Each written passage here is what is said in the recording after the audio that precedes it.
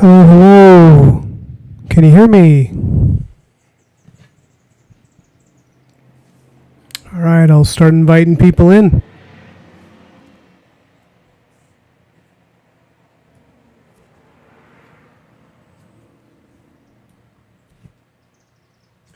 Hello, hello. Can you hear me? All right, I'll start inviting people in.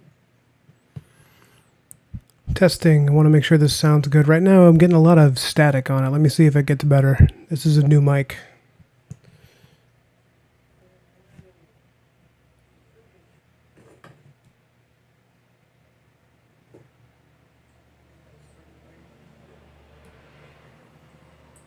Testing. I want to make sure this sounds good. Right now, I'm getting a lot of static on it. Let me see if it gets better.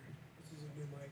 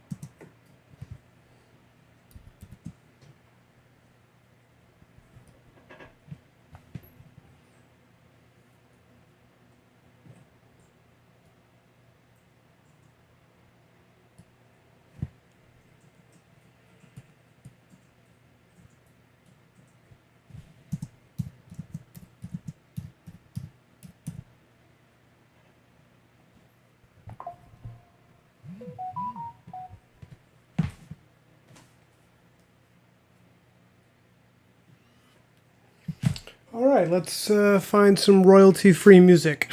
What do you say, guys?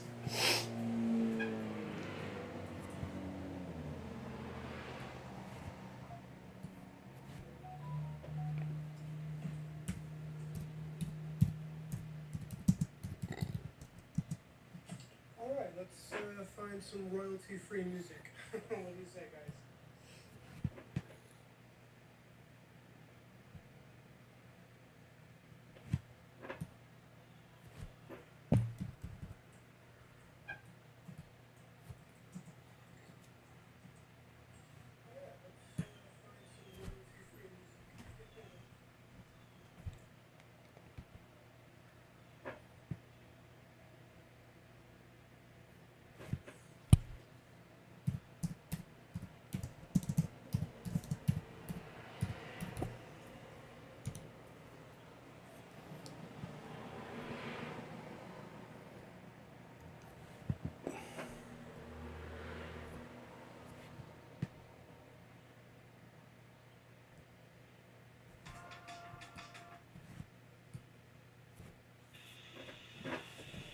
Oh, let's see about this one.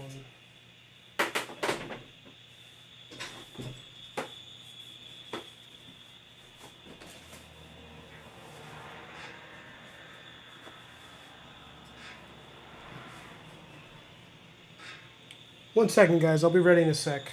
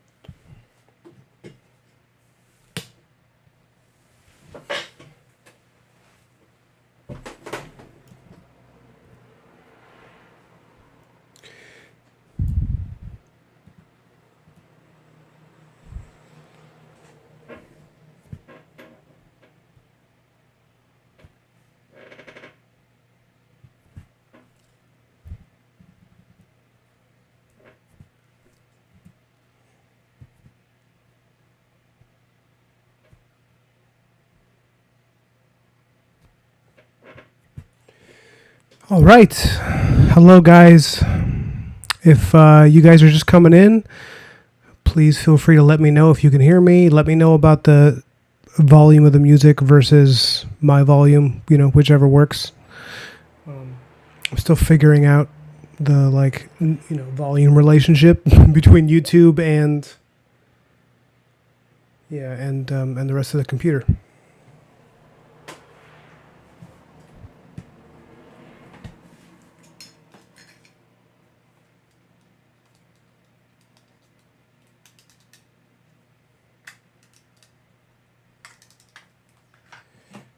Great.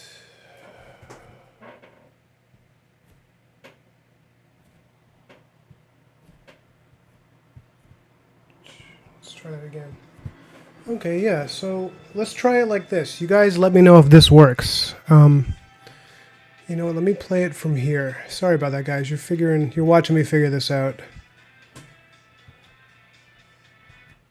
Let's try it here. There you go. You guys let me know if that works for you. Or if it's better from here. Yeah, maybe this is better. Right.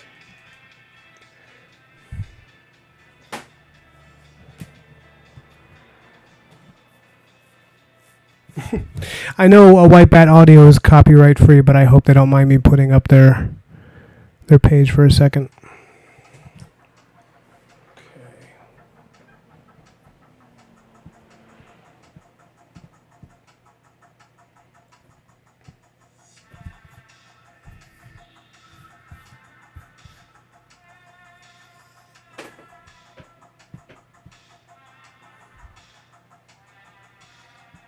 Let's see, what do we got here?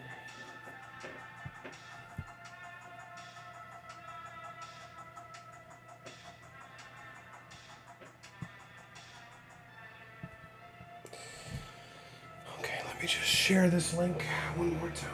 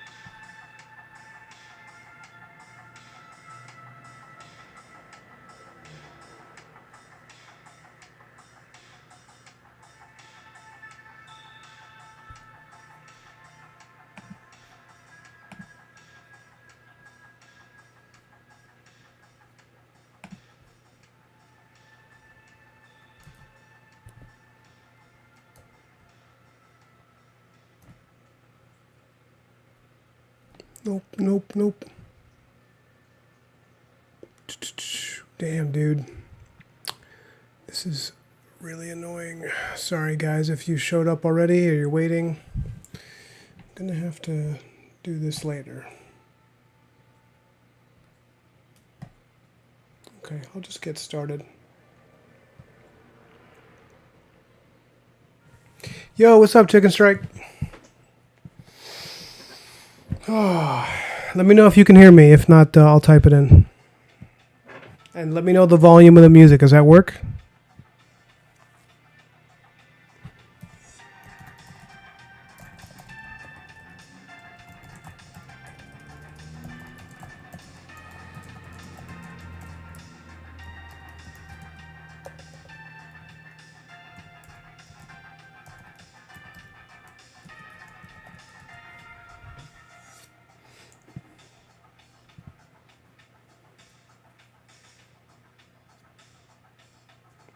Okay, good. You can hear me. Can you hear the music?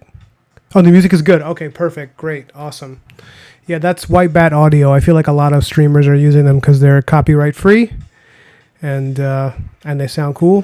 So they're the operative choice.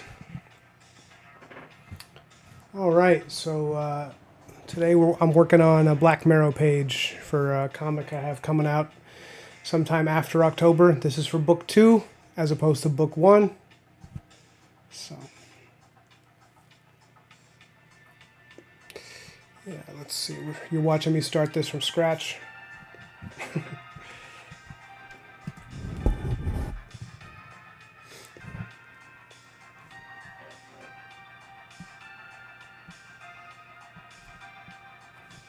Let's see. So we can get rid of this. We don't need this. Okay, so this is the previous page. This is the previous page. This is characters showing up at a train station. So I wanted to show who this guy is talking to, and he's talking to a mysterious, beautiful, kind of witchy woman on the train tracks next to him, the engineer. And we're not going to reveal the train yet because the next page is a single page, it's going to be page 9. We can't do another double page spread until page 10, right? Because it's going to be pages 10 and 11. And it always has to be on an even page when you're doing a double spread. So I'm doing a single page first, and then the one after that's going to be a double page, big fat one, where I'm going to reveal the big train, this like 1800s locomotive that's the real star of Black Mirror Book 2 is a train. The whole thing is like a train robbery. So, yeah, so here, this is the last page I did. I like this one. I like the way the clock came out. This is all done in Procreate. Some really cool Procreate textures to get that nice Victorian age look. You can zoom in on the train a little bit.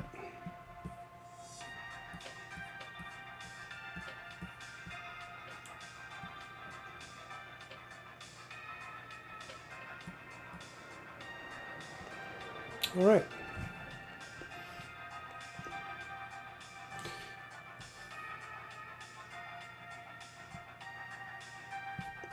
Maybe this should be.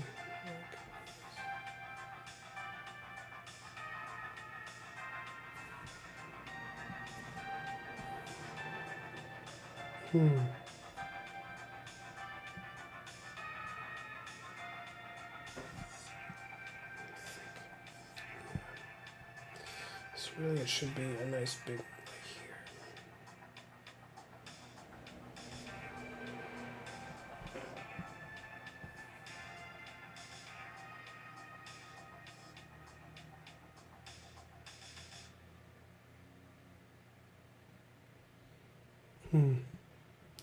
Let me try a different size. So what's up, Chicken Strike? How's the rest of your day been?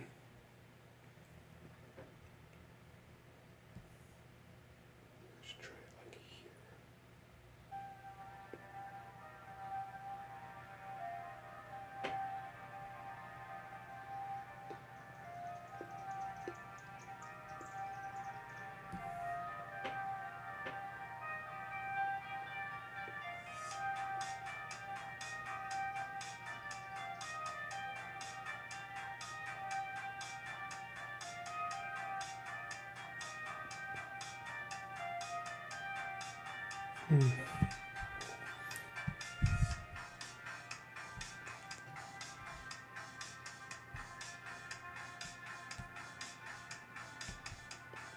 So right now what's happening is I'm checking the script to see how many panels I need because I'm worried this isn't going to be enough to do this in 4.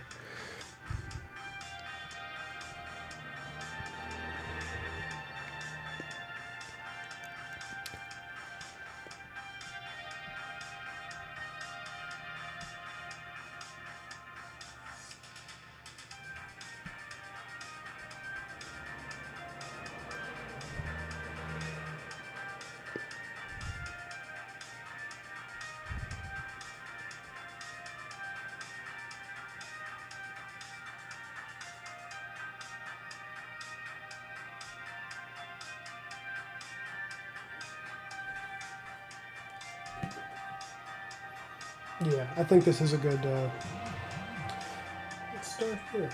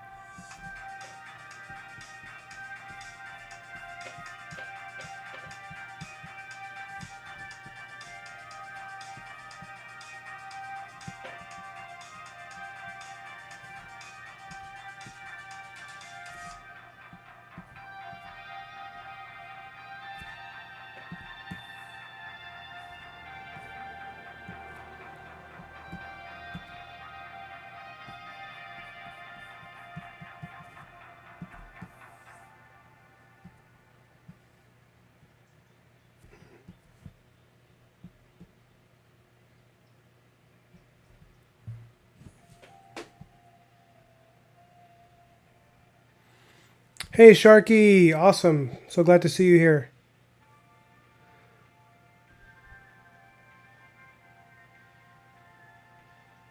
What year of school are you in, chicken?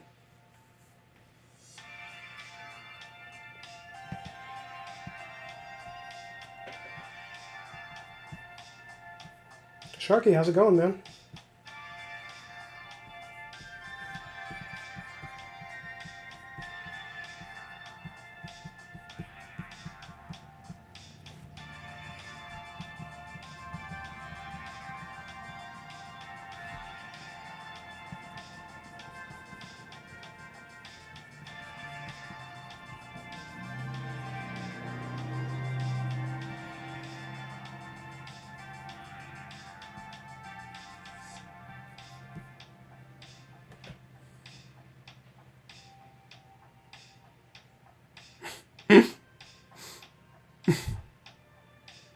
You're a junior in college, okay. You are amazing, Sharky. Don't you forget it.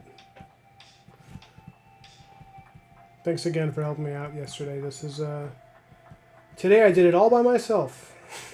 Today I started the stream all by myself like a big boy.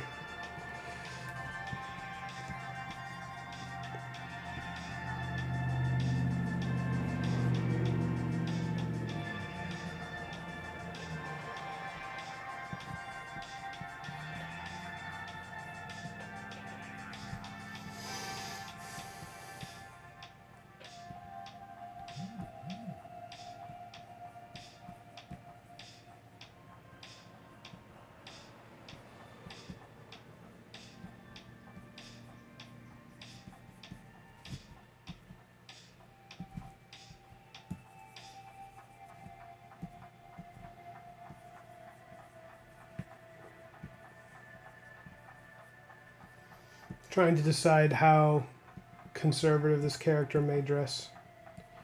Here, I'll bring up the image. Let me Hold on.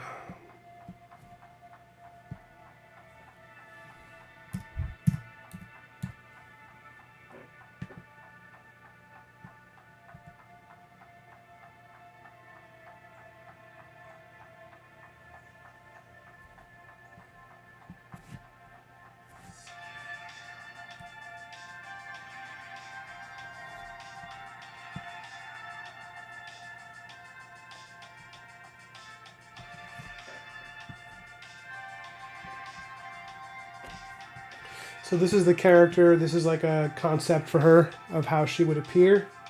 I made some changes. I did a second concept for it, though I don't exactly know where that is. But I think I might want to build off this one a little bit. You guys let me know. Do you like... So she's the love interest for Black Marrow. She's like a really fun character. She's like a witchy woman who kind of gets into her own adventures. Slightly femme fatale, but not quite as vicious. Likable, charming type. I really like this idea of this. He has this on again, off again kind of love affair with this witch. Who's very seductive. Which hairstyle do you like? I know that I don't think anybody's going to choose this one, even though it has its merit. This one is just more fun for I think most people. But I'm wondering if it should be straight or like wavy how I have it, or if it should be like really wild and curly. Because when I'm working on this, I'm going to try to make it really curly and wild. But that might be a mistake, because it might be a nice contrast to Black Marrow if she looks like this, where it's a little more ordered. I don't know. Let's see.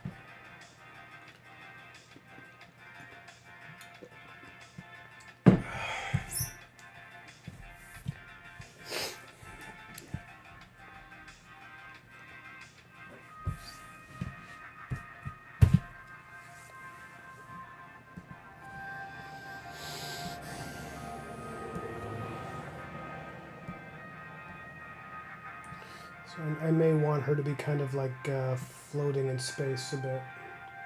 It's already a close-up. I don't have to make her too huge. If there's any problem, Sharky, let me know. I already asked Chicken Strike, but I'm going to be obsessively asking everyone. My voice and the music are balanced and they're clear, I hope. Because I was listening to the playback from the one yesterday and it felt like I was really speaking way too softly. Or possibly there was an issue with the volume. But I switched the microphone to voice instead of music, which is where I think it was default set yesterday, so maybe it's better. I like both hairstyles, but I think curly hair is pretty common for a lot of witch character designs. So you think that Chicken Strike, do you mean that the curly hair is common, so I should do something else, or do you mean it's common because it works? And hey, what's up, Scunch the Snooper? You guys, your profile names are pretty good. Yeah, no, you're right, Chicken Strike. She does, the colors I realized were a little close to Yennefer, so I made some changes after that initial design. I went for something a little more period, a little more of this time. So I moved away from this Victorian design, and I went for something a little more American West, which has a little more cleavage, a little more sexuality, not quite as restrained and like, chaste.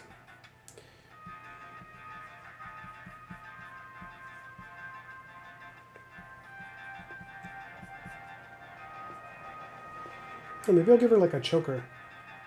This is what happens a lot of the time, guys. I end up designing characters like on the page. I don't recommend it. But I don't know. Sometimes I think it works for me. But if it doesn't, you guys will tell me. But that's how Black Marrow was. He was... here, I'll bring up a Black Marrow image in case you guys... Guys, let me know if you don't know what Black Marrow looks like. I'll bring up the image of him because I like that design. I want to show you. Hey, what's up, Gross Girl? It's cool to see you here.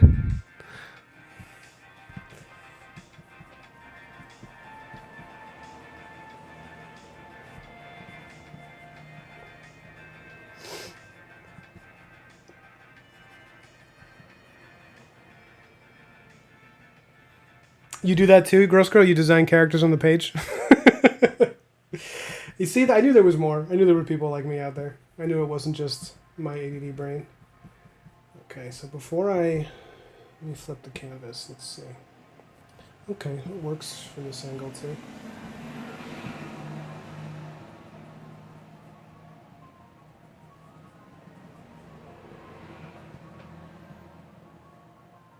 Yeah, it is. It's like a flow thing. Definitely, that's a good way to put it. You get into a groove and then you just know, because like you can do a concept like this, and I can be happy with it. But then once I get to the actual page, I just start to be like, nah, this isn't enough. There needs to be more. Needs to be more fun here. Something a little more. She needs to be more ostentatious and a little wilder, just to make her more of a fun character.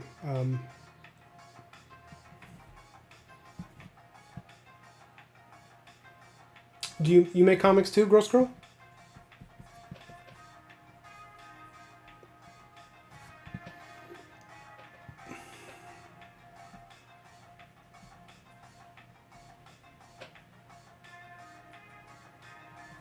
I don't like that.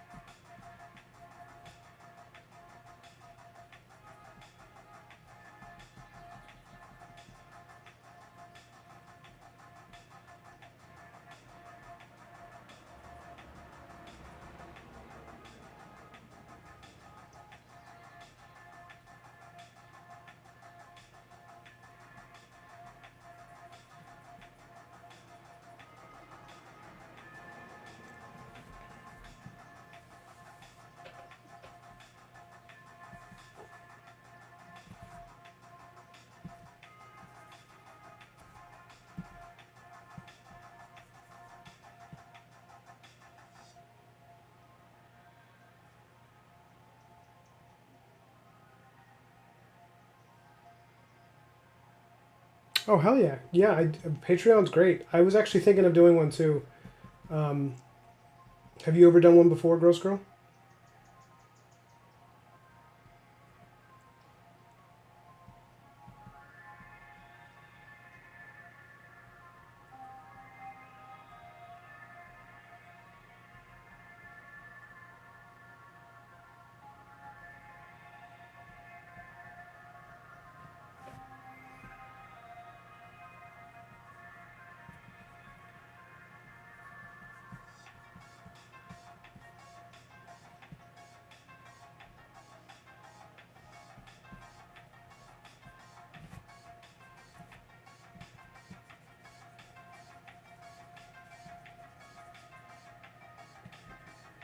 What do you think? I'm thinking about that birthmark.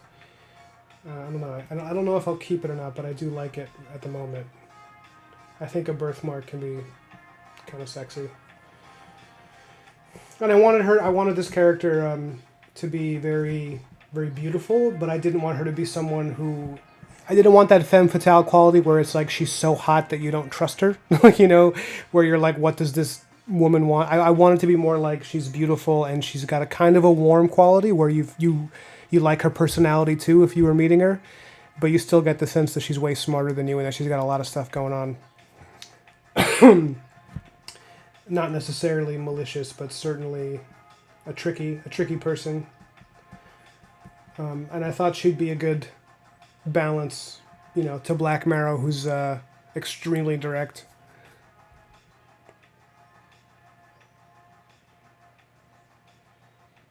That's that's pretty cool, girl. You're working on the game. Wow.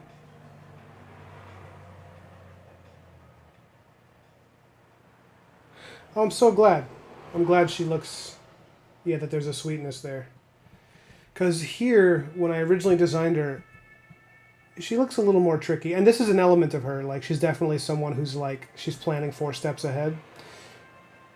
She doesn't look evil there, which is good. She just kind of looks like clever. The kind of person that she might use you, but she also, she does like you. She she just wants to get something. The thing is, this was like a more of a Western style hat because the book is a Western, but she's a witch and she exists in a world of witches and wizards and ghouls and stuff. So I thought it'd be fun to give her like a literal witch hat that you would see in like Elden Ring or something. But I don't know. It might be too much. It might be too direct, too on the nose. I'm gonna try dressing it up and giving it its own personality so that it doesn't feel like it doesn't feel like she shopped at like a party Halloween or something, Party City, whatever it's called.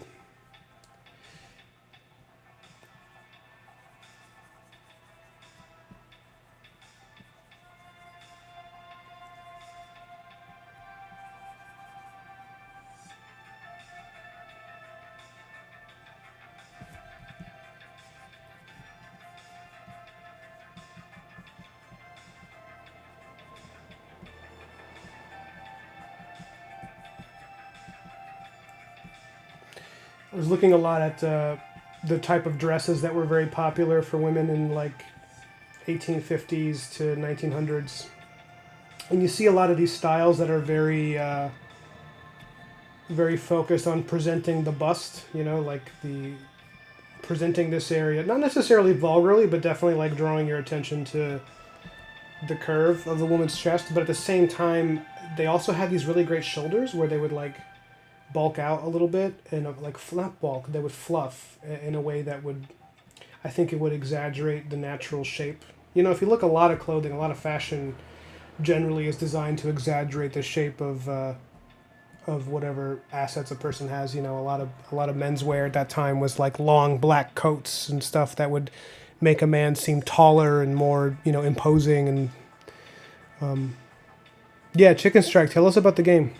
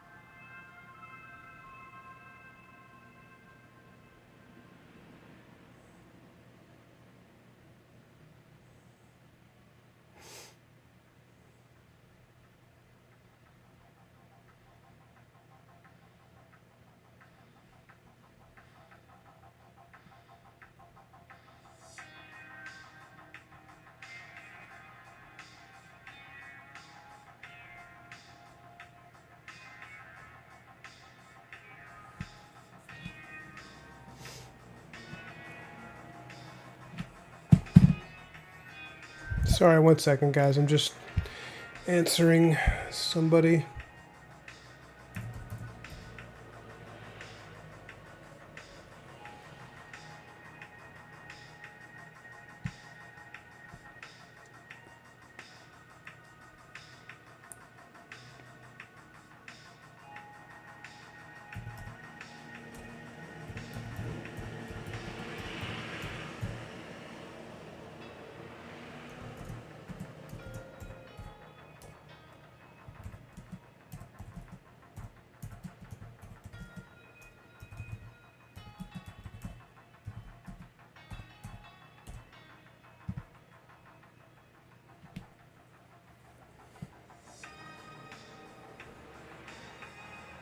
That's a cool premise, Chicken Strike.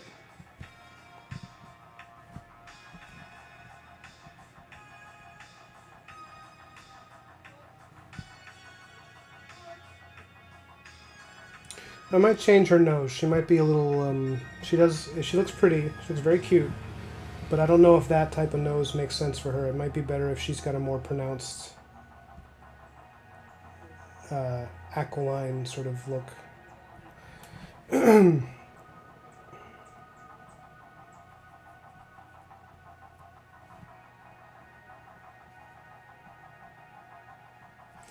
So zooming out to the page, normally what an artist is supposed to do is do pencils for all of this first, for every panel, and then go in and do inks. But I think because I'm doing this live, I feel like it's more fun to watch people do inks. I feel like that's where art is really kind of sold, you know, where you're like, it's fun to watch people do the part of the process where detail is added. So I might just skip to inks and just do this in parts.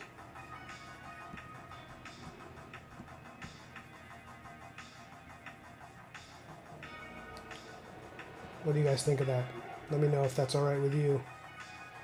Let me know if that's all right with you, or if you're like, hey, Ryan, stick to the ordered process. Pencil the whole page first. Don't be an amateur. And kick mud in my eye. Or you can be like, yes, I want to see the inking process. I find that satisfying. Everything else is prelude.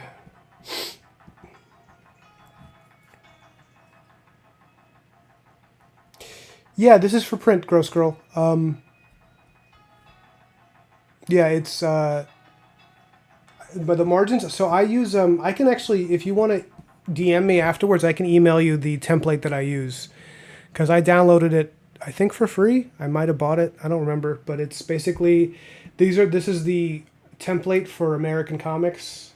It's like I think 6 by 9 or something. On a Bristol board, it would be like 11 by 17 with before you do the borders. This is the bleed. Yeah, this is very typical American comics.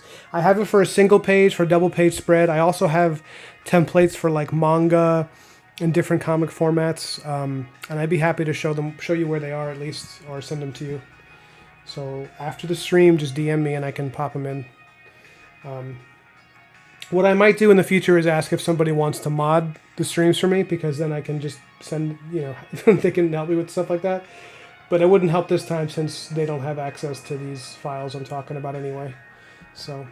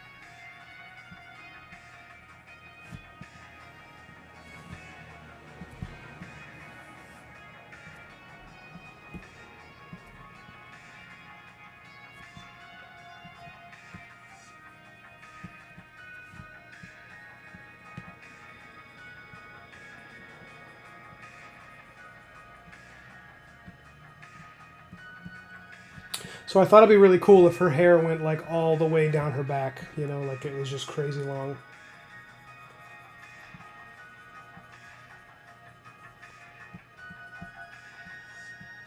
Because I'm trying to create a sense where like she's a civilized person, you know. She's very charming, but then you could, when you see how long her hair is, you could almost imagine her being one of those fairy tale witches where they're naked walking in the woods and their hair is so long that it kind of covers a lot of their body almost, you know. Where it's beautiful and there's a seductive quality, but it's also really mysterious, and you know, and not to say that she'll ever appear naked or anything. It's more like I want to create that sense that she has a life where she puts on this very nice formal wear, and then when she's alone, she's doing all types of witchy things in the woods. A little bit of spook factor, you know, something. Yeah, a talisman would be a good idea. Maybe here, maybe a bunch. Maybe it would be cool if she's got like 50. That's a good point. Yeah. And I'm not sure about this choker necklace. I think it's attractive. It's cool. I like chokers. I grew up in the 90s, but I don't know if that's necessarily fits with the motif of of how a person of that time dressed. So let me take a look at his uniform, Mr. Hawthorne, to see. Okay. So Let me save this actually.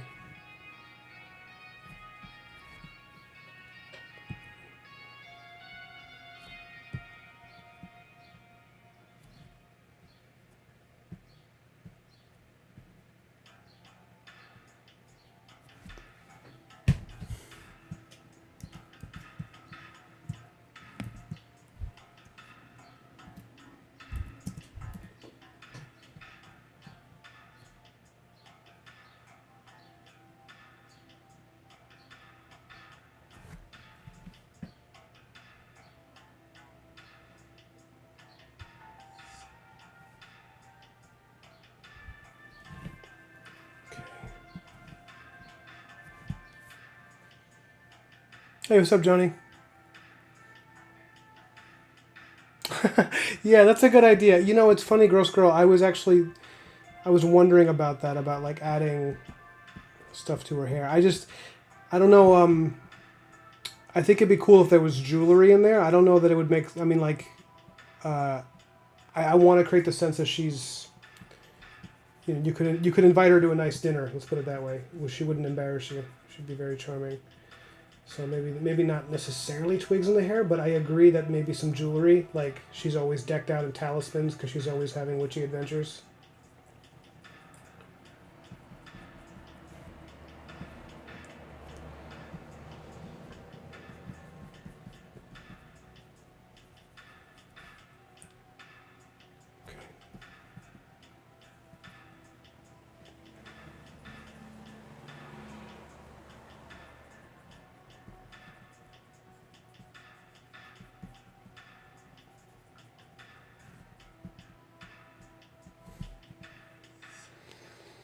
Yeah, I agree. Jewelry.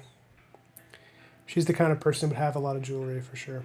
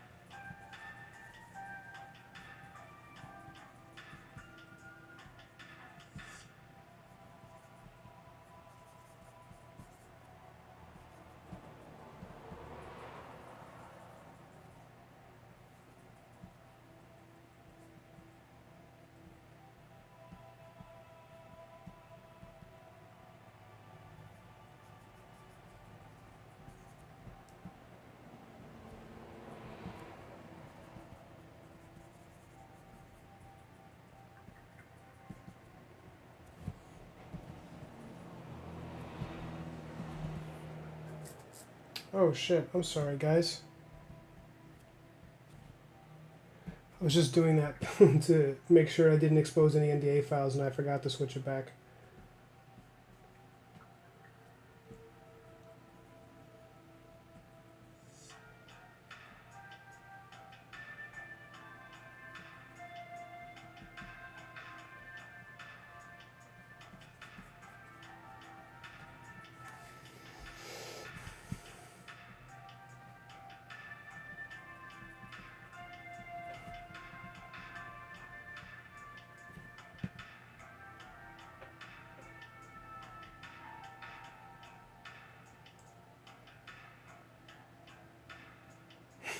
I think that's like the second time you fired me, Gross Girl. I don't know.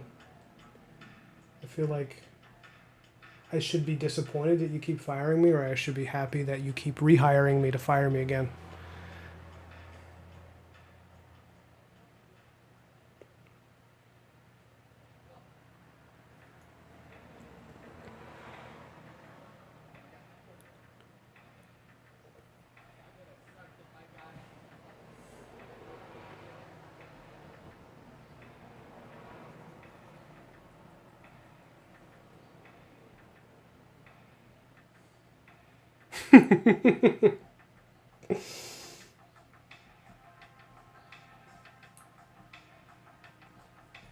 Gross Girl, tell us about yourself. I feel like I've been more than anyone else in the stream, other than Sharky. I feel like I've interacted with you the most, but you, I got to talk to Sharky on the phone. He helped me set up my stream, so I know a bit about him. But whatever you feel comfortable sharing with the chat, you should tell us, because it'd be cool to know who you guys are. You guys can all tell me. I now know that Chicken Strike is a junior in college, doing schoolwork and sculpting and drawing.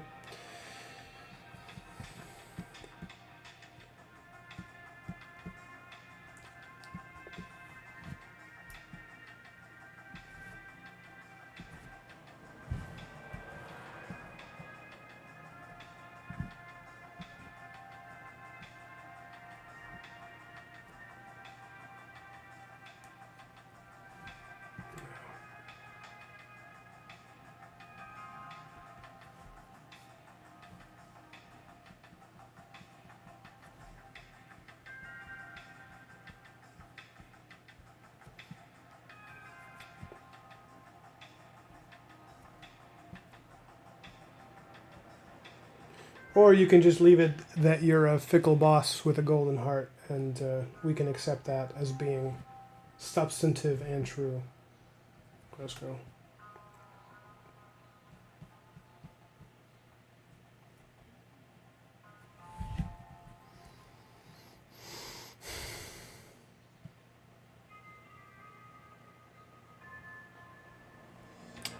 Ah, yeah.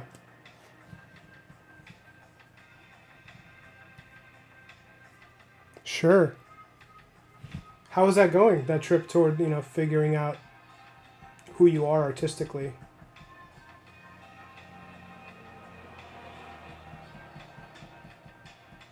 Oh yeah, there's a huge lag.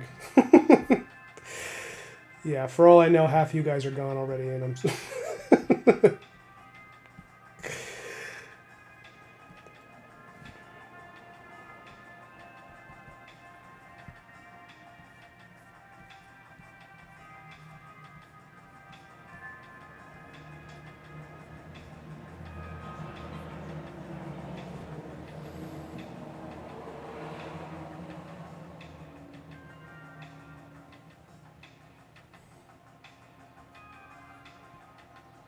Hey Sharky, where did I post a link to the stream? Didn't I post it in the Discord?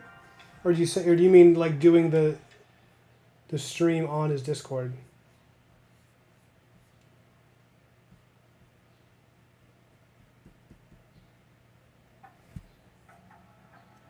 Yeah, you feel pretty good about it? That's good. Yeah, I mean, I don't want to project any of my experiences onto you. You are an individual with your own experiences, but if it's anything like what I experienced when I was like leaving a certain sphere to go into another, like leaving behind. I mean, I was leaving behind. I was doing stuff for film production art, and that was pretty soul sucking. I mean, granted, I had maybe one of the worst experiences that you can like legally have without without the studio getting shut down for. But it was me and a friend of mine both doing it, and we both were just like, this is like, at the end of it, we looked back and we're like, why were we tolerating that for so long? They were working us to the bone, and we were paid like nothing. Yeah.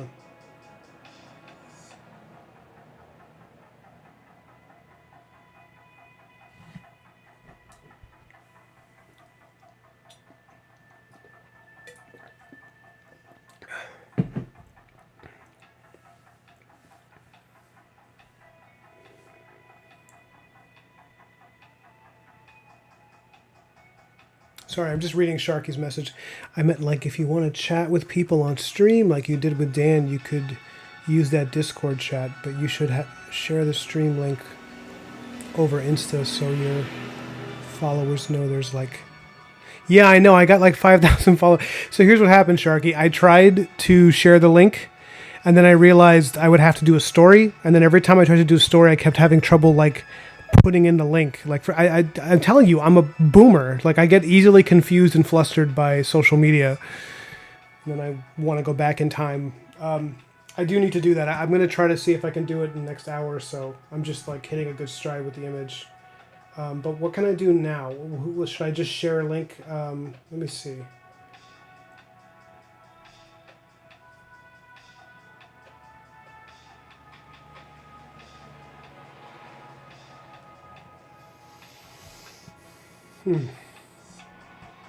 So I'm thinking this part of it, this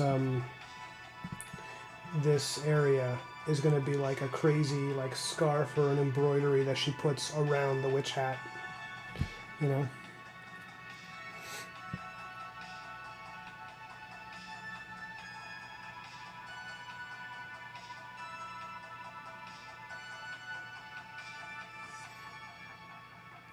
Sharky, I actually agree with that. That you should be benefiting from this, and I actually, I actually would like to compensate you for the work you're doing in some way,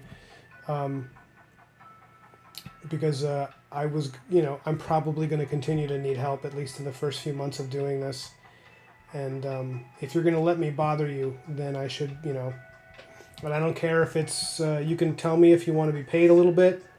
You can tell me if you want a favor in return. Whatever my particular set of skills can offer you. In the freelance artist sense of particular skills, not the Liam Neeson sense. I don't have that kind of travel budget.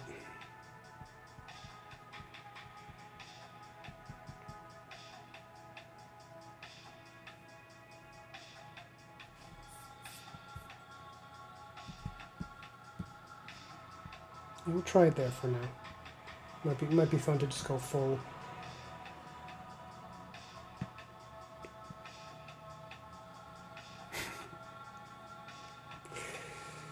Very well, Sharky. You have named your price. I accept.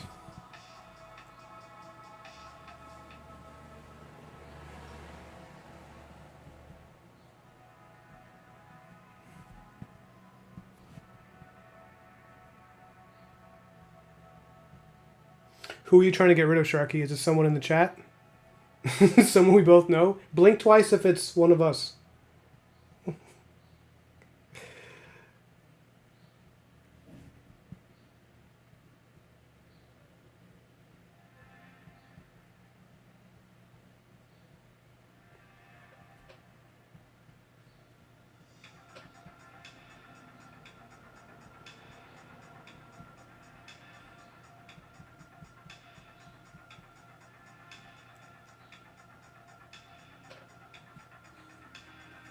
Mm-hmm. Uh-oh is right.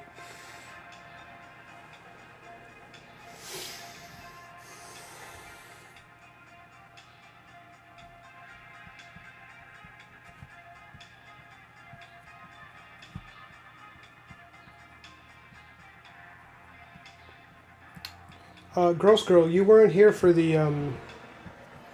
you weren't here for the stream last night, right? You didn't see what I did at the end. Oh, you didn't see what I. That sounds weird. You didn't see the piece that I had finished. If not, I can bring it up if you're interested.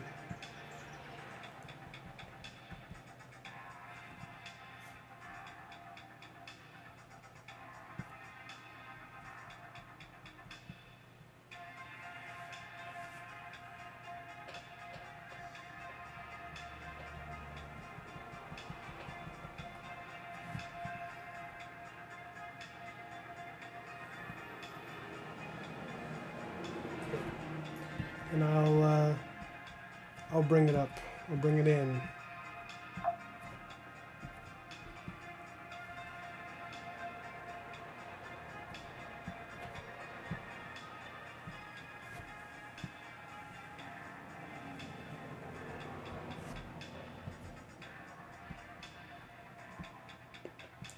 So this is the piece that I finished last night. I think it's done. This is the wraparound cover for my King Arthur pitch. This is for a theoretical hardcover, assuming that the contract with the publisher goes through and everything is spick and span. Yeah, I think that'll be. I think that'll be good. I think it came out pretty good. I think it's a little bit of an odd piece. It's just like all these parts of it just kind of. Yeah, you're right. I did. I posted on Dan's Discord. So yeah, I'm sure a lot of you guys have seen it already. But yeah, it took a little while, but I'm happy with it. I mean, honestly, like it's one of those things where like I know I have a lot of learning still to do as a professional, but this is the kind of thing I would never have been capable of. Like even like 2 years ago, maybe even 1 year ago, I don't think I could have done this. I just learned a lot about color theory and how to paint digitally, and making the transition to doing this digitally was not as bad as you would think, honestly, because I was working analog for most of my life.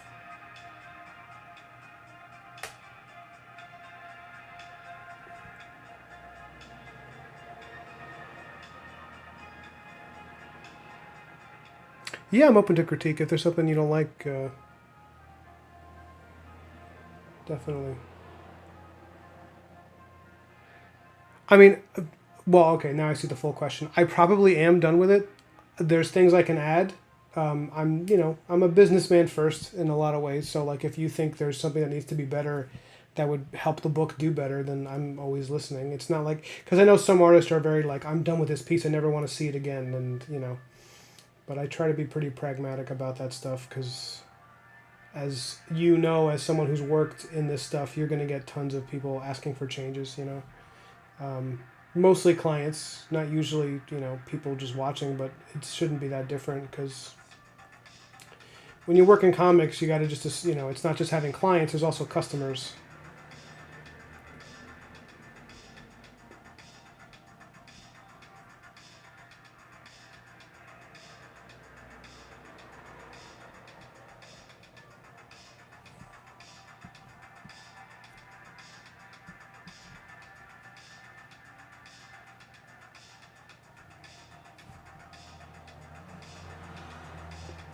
Yeah, Chicken Strike. I do this full time.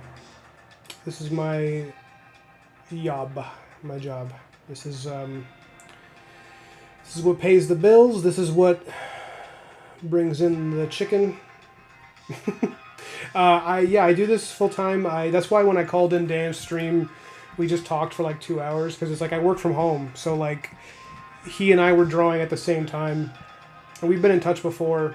Um, he didn't really know too much about me at that point, but once once I just casually mentioned that I was doing a King Arthur thing, he was like, "Oh, you're doing a King Arthur thing? Let's talk." And I was like, "Oh, cool," And it was really cool to talk to another artist, on a professional level about a project and just like, and the fact that it's not NDA yet means we can just talk about it. We can just talk it over, you know.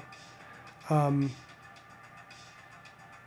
Meaning I don't have to worry about, oh no, I have to be careful what I say. It's like I don't have a contract yet on this one. I mean, on Excalibur. On this one, Black Marrow, we're well into a contract already. So I think I'm allowed. I'm pretty sure I'm allowed to stream things like this because it's not really spoiling. It's actually promotion. It's like, but but I got to be careful not to give away too much plot. Not just for the NDA, but because I think it would be less fun if you guys wanted to read the book at some point.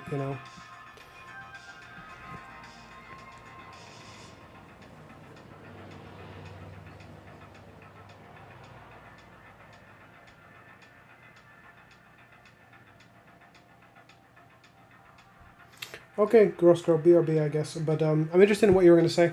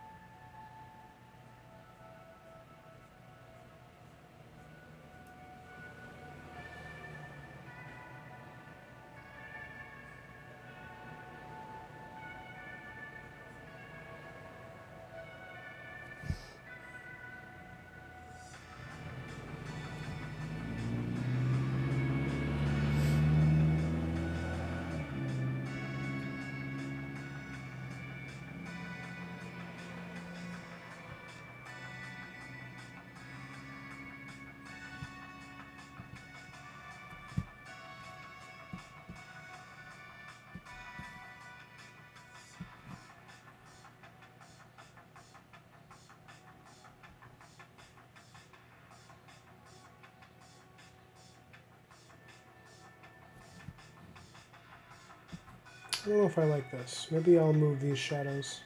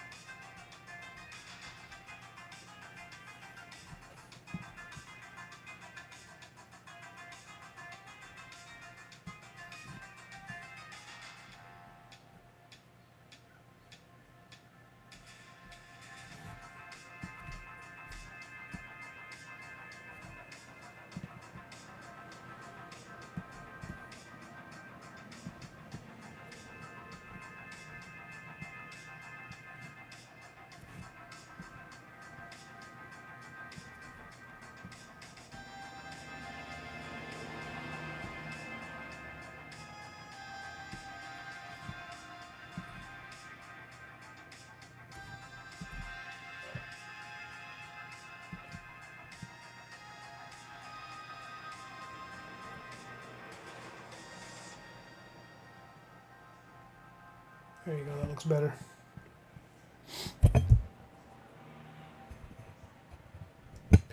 Do I have a favorite comic series? Yeah, wow, God, you got to ask me.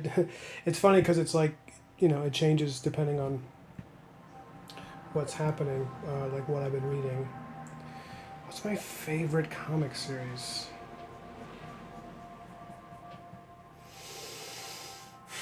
I'm a big fan of X-Men in the '90s with Chris Claremont writing and Jim Lee, the early days of Jim Lee. I really love Hellboy, as I'm sure anyone anyone who who's looking at my work can probably tell I've read some Hellboy. Not that my work looks anything like Mike Mignola stylistically, but just like his content, the things he's interested in, the sort of spooky story, superhero type thing. Um,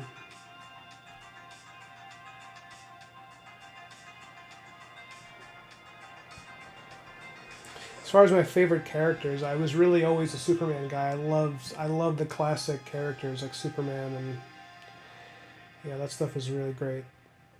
That was actually a dream of mine for a lot of my career. Was that my dream was to one day work on Superman and get to write and draw it because I had all these ideas. And then a few years ago, I was like, you know what? I don't think DC or Marvel is gonna hire me ever. That they just don't. It's very hard to be. Even it doesn't matter how good you are. Sometimes it's just you just don't get in that door.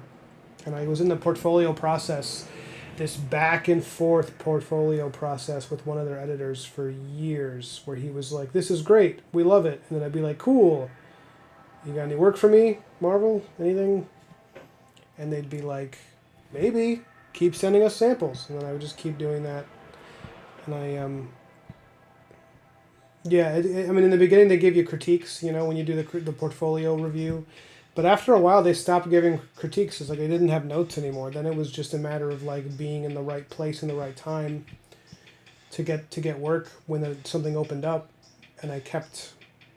I don't know. It's like I was in contact with them, but then it was just it turned into me just emailing them nonstop, not nonstop, but like once every couple of months, like checking in. Hey, here's my recent stuff. Here's my new pages.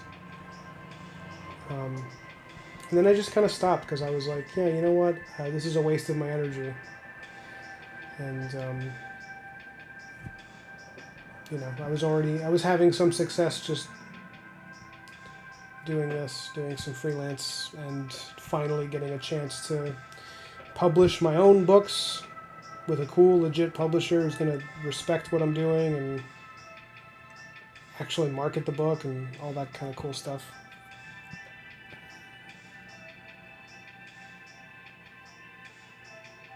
Oh yeah, you did some stuff to the wraparound cover? Okay. Yeah, you want to drop it? You can also email it to me. Here, I'll give you my email, Gross Girl, if you want to send it to me directly. And this is my email. You guys, anybody can use it. It's my business email.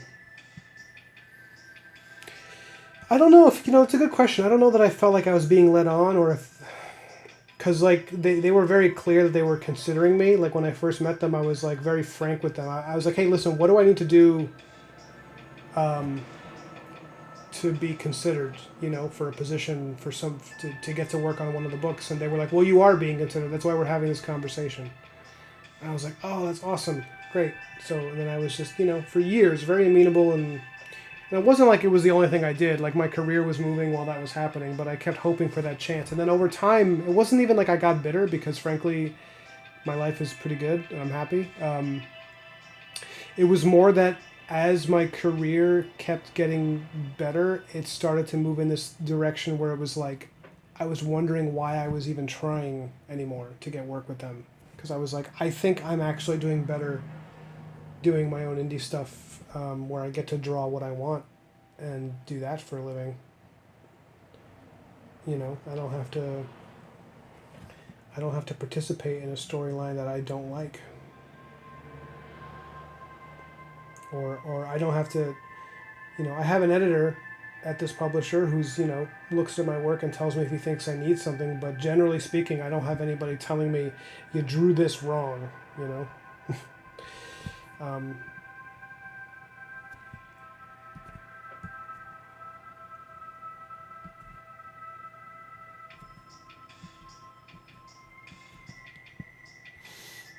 did you have that experience, Gross Girl, when you left? Now, I mean, I guess that you're still fresh from leaving the indie stuff behind, but I'd be curious to know if you can relate to that. You probably could, I would imagine.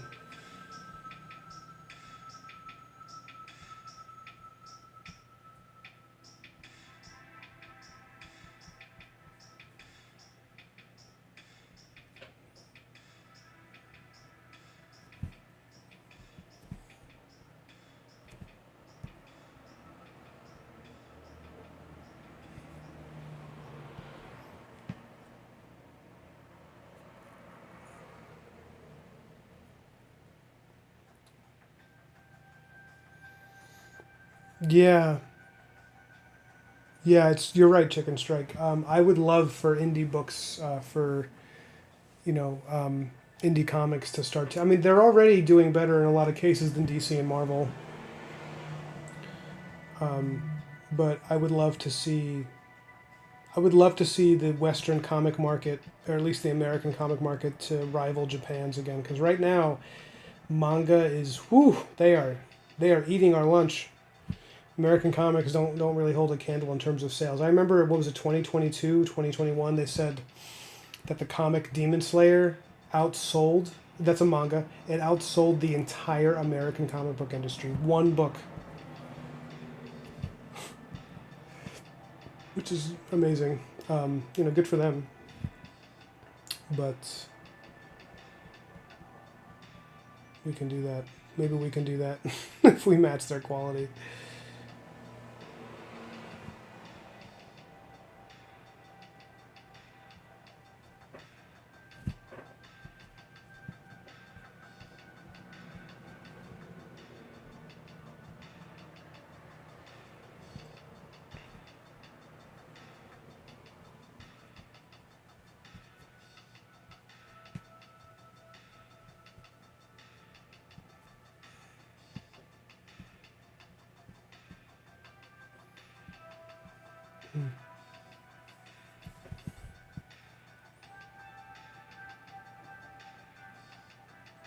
Yeah. Have you read Demon Slayer? I haven't read it. I started watching the Netflix anime. I saw the first episode. I was like, oh, this is pretty good, and I didn't finish it. It didn't hook me in, but I'm gonna give it another shot because I just watched I just watched Chainsaw Man, and my goodness, that show is weird, and wild, and extremely entertaining. And that was the first time in my adult life that I just sat down and like watched an anime from start to finish. It was great. It's weird. I mean, it's hilarious. It's like the horniest thing I've ever seen, which is obviously its intention. But yeah, that's an interesting it's an interesting thing to watch. And the quality of the animation is really amazing. I think the writing was pretty great. Has anybody else here watched it? I watched it because Dave and Kim were recommending it on their stream, and I happened to catch that stream and heard it, and I was like, oh, it's like the third time I've heard about this. So, and then he did that piece of concept art for it, or fan art rather, and I was like, that looks really cool.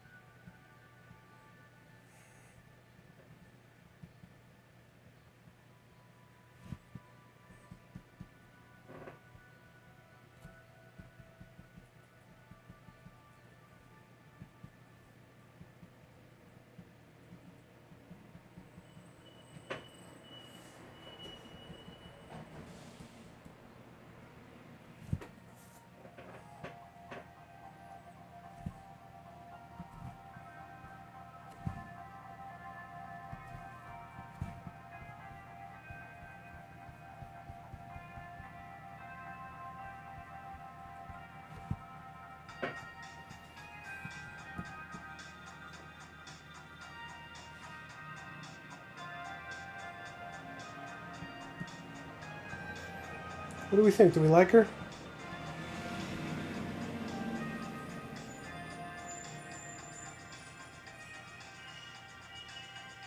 Oh yeah. Oh, that's cool. I didn't know he was the chainsaw guy was a fan of Western stuff.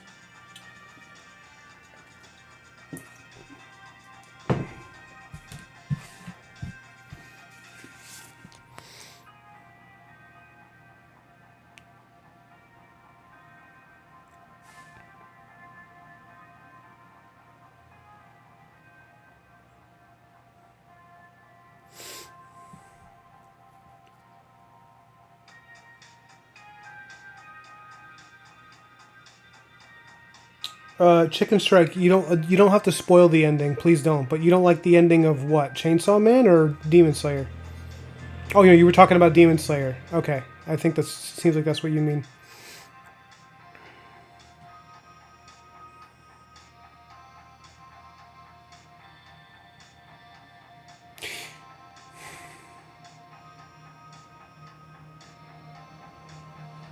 Oh, that's so funny about, you mean Power? She's inspired by Cartman? That's so funny. I can totally see that. She's like a much more attractive version of Cartman, I guess. But, Girls Girl, I hear what you're saying, though, that you're like kind of tired of watching media about teenagers falling in love. I understand that. Yeah, is it, do you find it a little bit ageist that it's always about teenagers and never like people over the age of like 19? Um, I'm interested in what you mean by that, and you should definitely feel free to elaborate. Because I agree that we're, as a culture, both Japan and the U.S., we're like a little bit youth obsessed. I mean, not a little bit. We're extremely youth obsessed. It's like if somebody's over the age of like, when was the last time you saw a romance with a man and a woman that are both like 50? As if you stop being in love at 50 or you stop thinking about sex or something. It's weird how that is. Um, but I agree that there's what you were saying about the nuance that comes with inking. That's kind of what happens with me is that when I ink, it gets a little closer to realism because I think my sketches, they seem cartoony, and then as I ink, I get a little more tight, honed in, and then it gets more, realistic. Bear with me. I'm going to change the tip of my pen for a sec. I think my stylus needs a switch. So here I go, switching.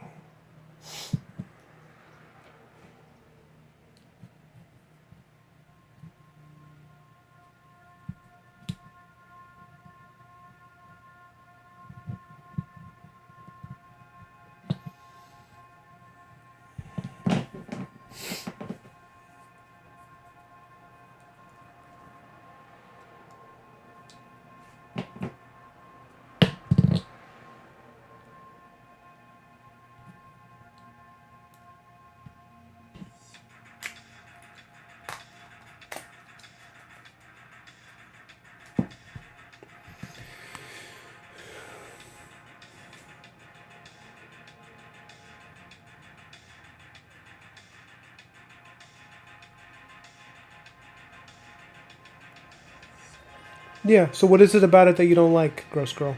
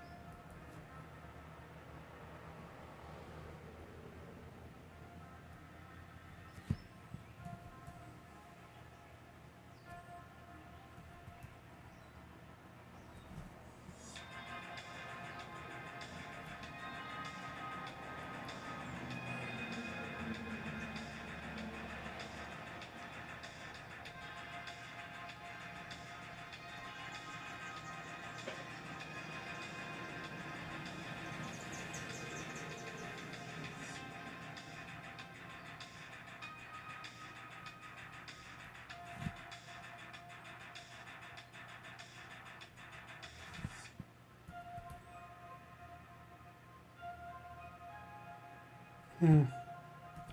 Might have accented her boobs a little too much. I don't want to make it. I don't want to make it like lowbrow where you feel like I'm like, look at the boobs, because you're gonna look at them anyway.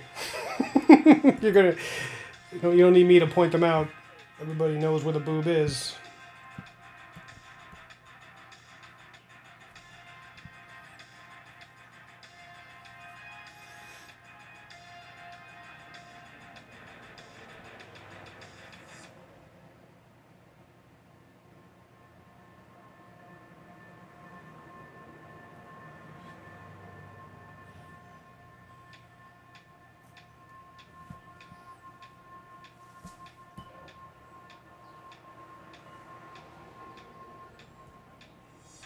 I'm wondering about her proportions, her head to her rest of her body. Could work. Let me see if I can. Maybe I should make her head a little smaller.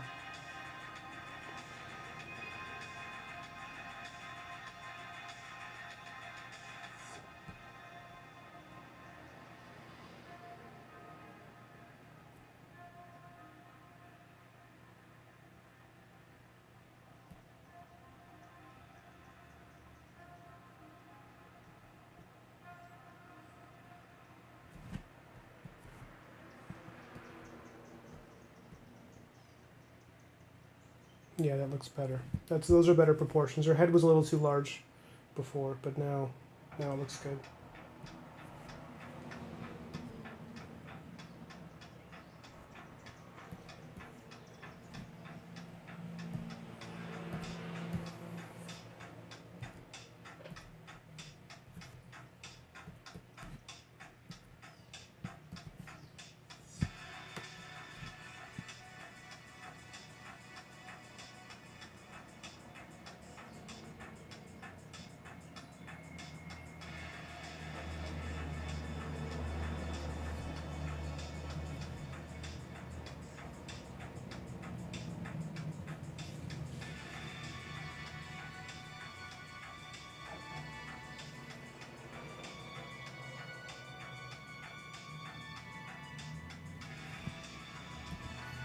Yeah, I hear what you're saying. By the way, gross girl.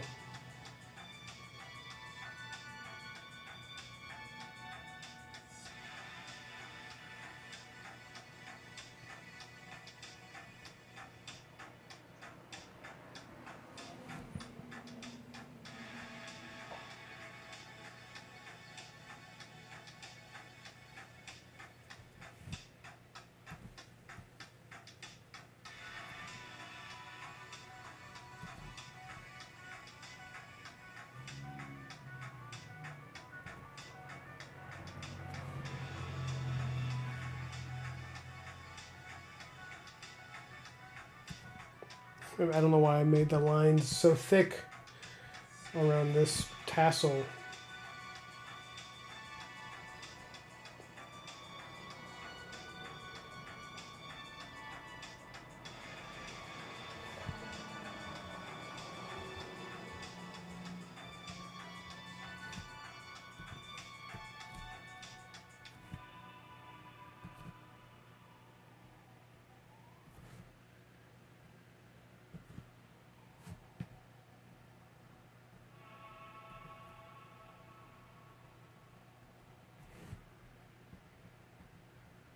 Let's go thinner lines, I think, for this.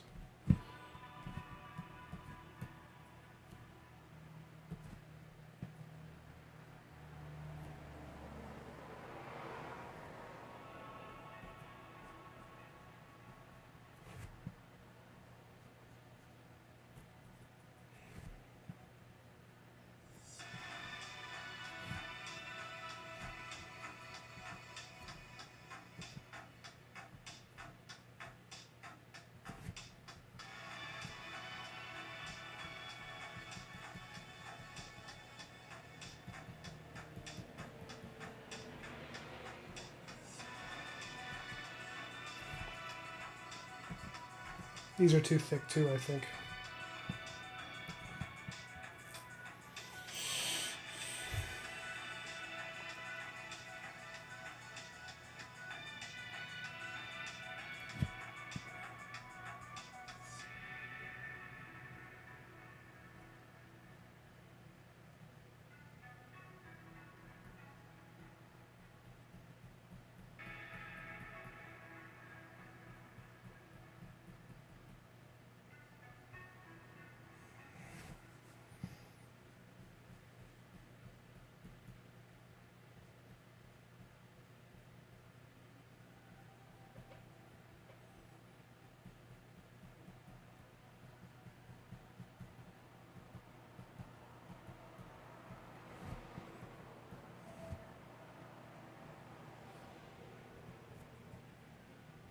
Let's try this.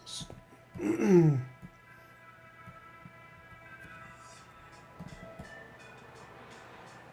I don't like that. That drop shadow doesn't make any sense.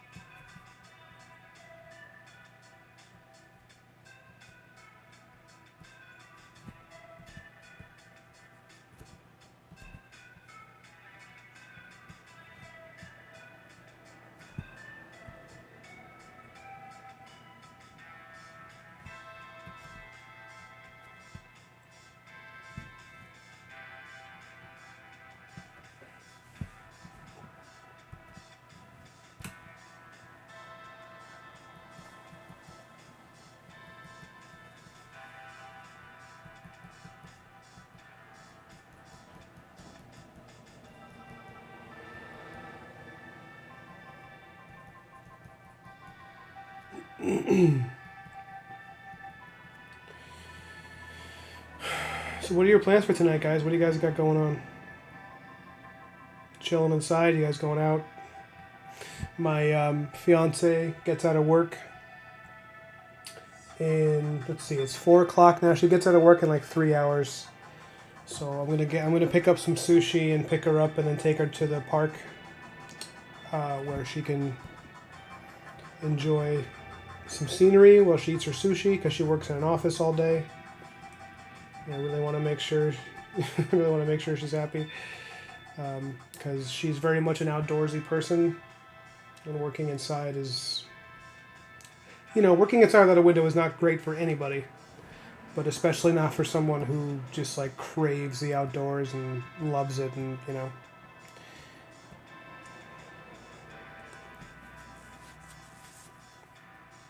pretty happy with this so far. I think this is coming out pretty good. Let me see. I need to tighten up this sketch of Hawthorne though in panel 2.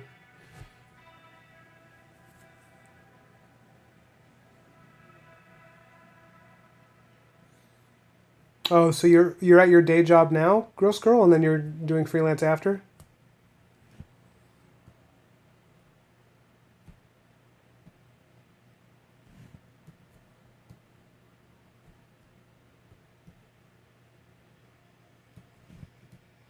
Hey, see, I have Hawthorne here. I have him dressed with. I have like the shadow from his hat, but I think that's dumb. I don't think it doesn't make sense. It's not really what I want to communicate about him. I'm not trying to make him mysterious. He's supposed to be a very warm, friendly presence. So I should challenge myself to be more intentional.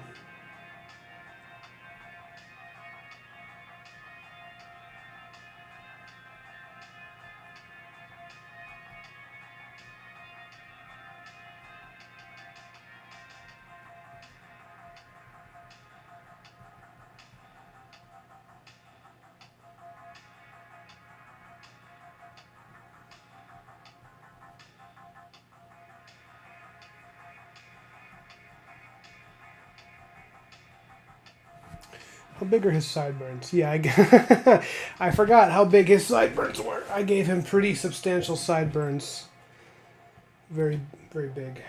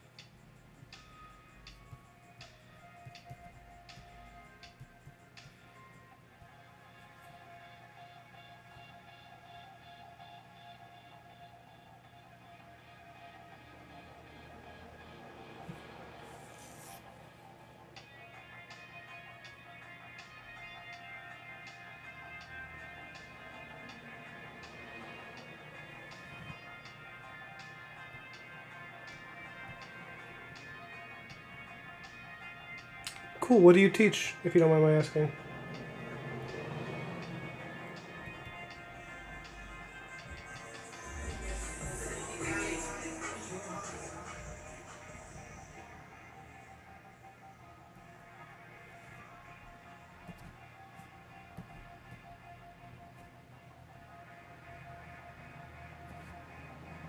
Hmm.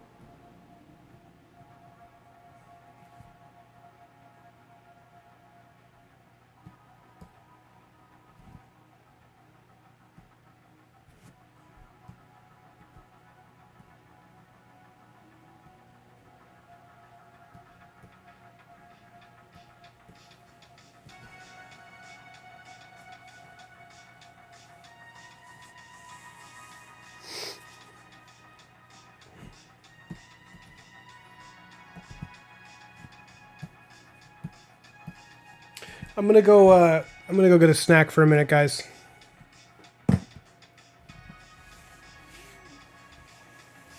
I'll be right back. Getting hungry.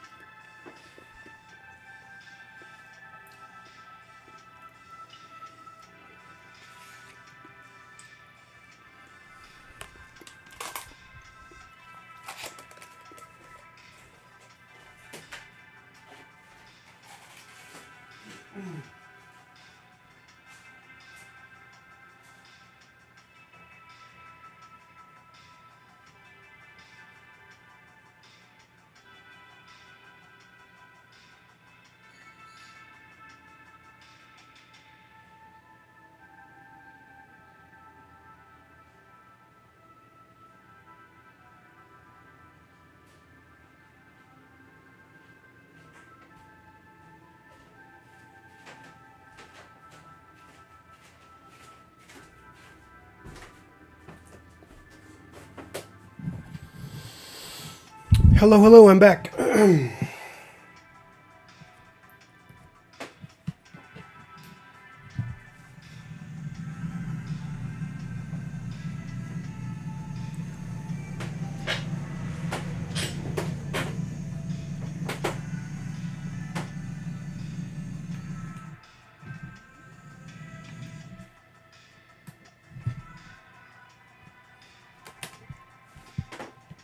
All right.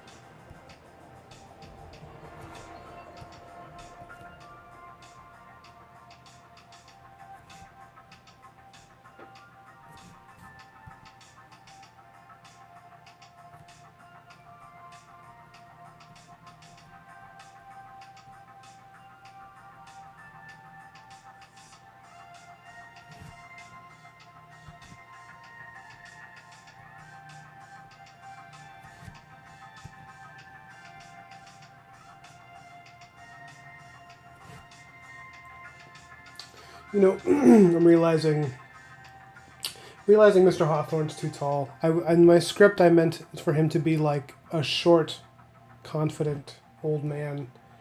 I think I've made him too. He's too tall. He's too far above her. I'm gonna shorten him and bring him like here. Yeah, that makes more sense.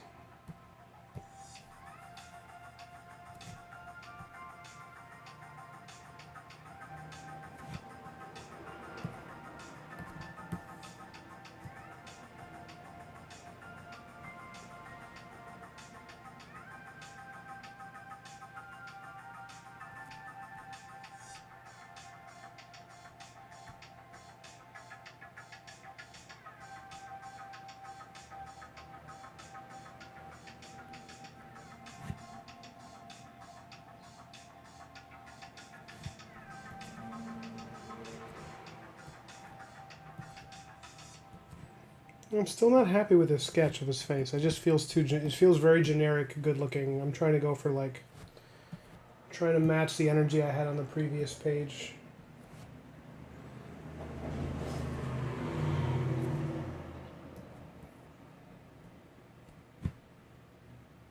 He's supposed to be very walrusy, kind of, you know?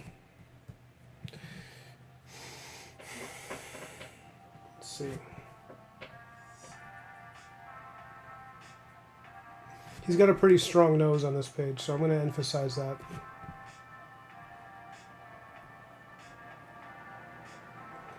Big, thick eyebrows.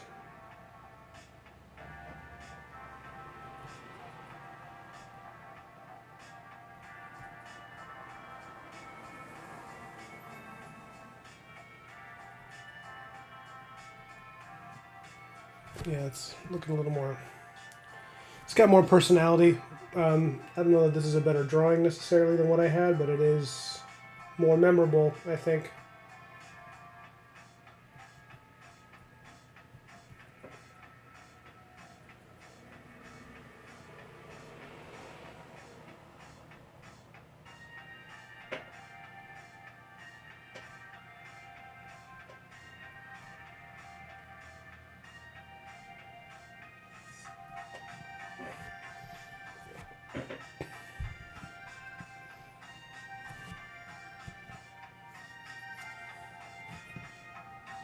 Here's the previous page, Ghost Girl. This is what he looks like. In case, I guess you must have missed it.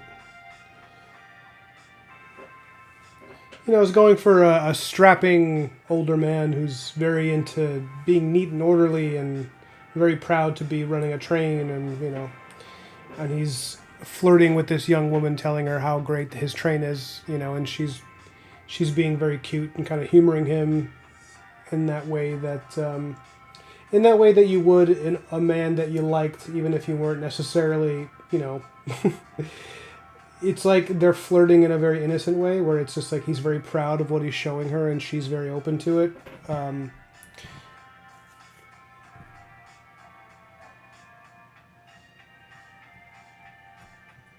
Because I do like that aspect of like, not Victorian, but like of old old stuff, like 19th century social norms. You know, if you were a woman meeting a man and you trusted him enough, you would let him escort you around, show you around, you know, just kind of like have that little interaction. And I think because of that whole gentlemanly thing, it's like the way that I'm trying to write him is like a guy who's you know, he's a happily married man. He's not, his flirtation with her is more just like, oh yeah, you're a lovely, smart young woman. Let me show you this cool train and tell you all about it. And you know, telling me that I'm an impressive man, good at my job, is going to give me the motivation to keep going tonight. You know, that kind of thing, in a very innocent way. And she's very wily and very smart, so she knows what that is. And she's like,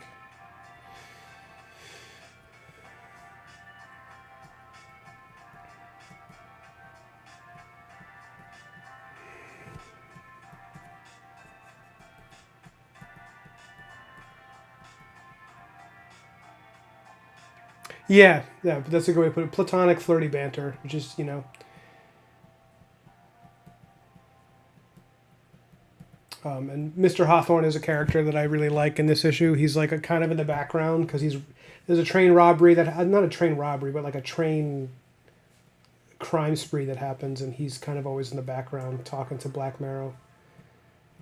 Guys, comment below if you haven't seen Black Marrow, if you don't know what he looks like, because I can bring him up, but I want to make sure that I that I address that if you haven't seen this comic yet.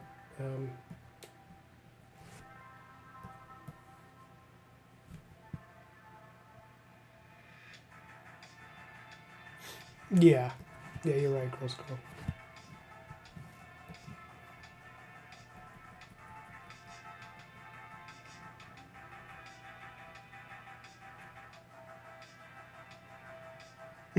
Are you one of those people, Girls Girl? Is that something that you is it something you relate to?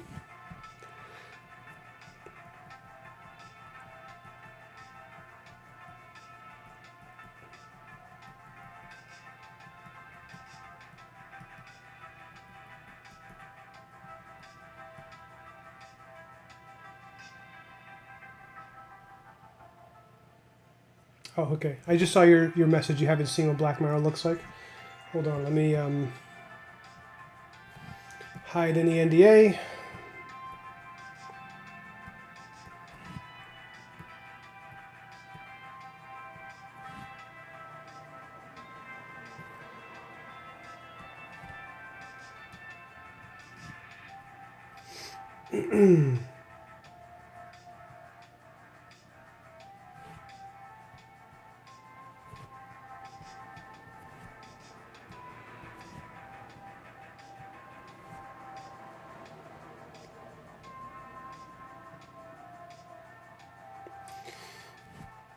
Okay, so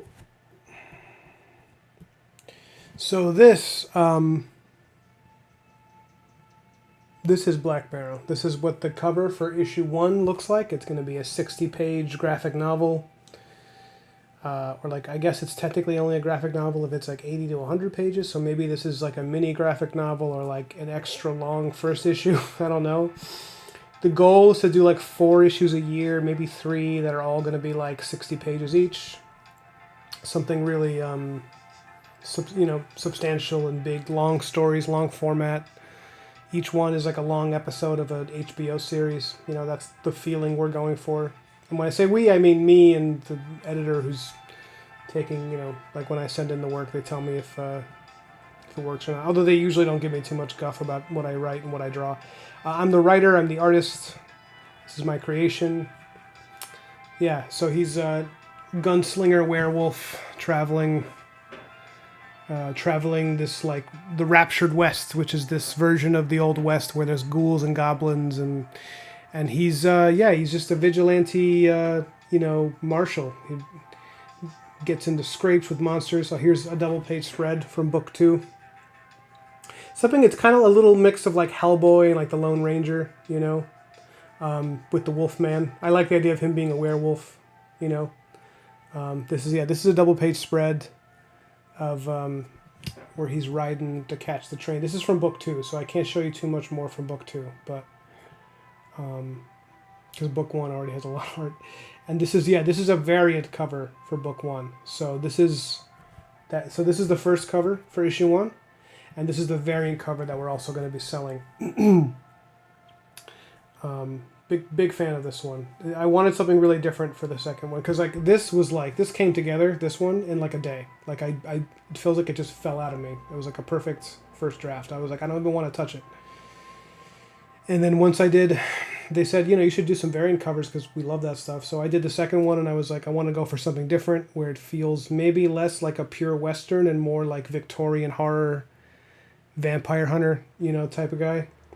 Because his look and feel, he feels like something that could be like in a Jack the Ripper London, but he still has a little bit of that gunslinger look to him with the with the holster and the vest.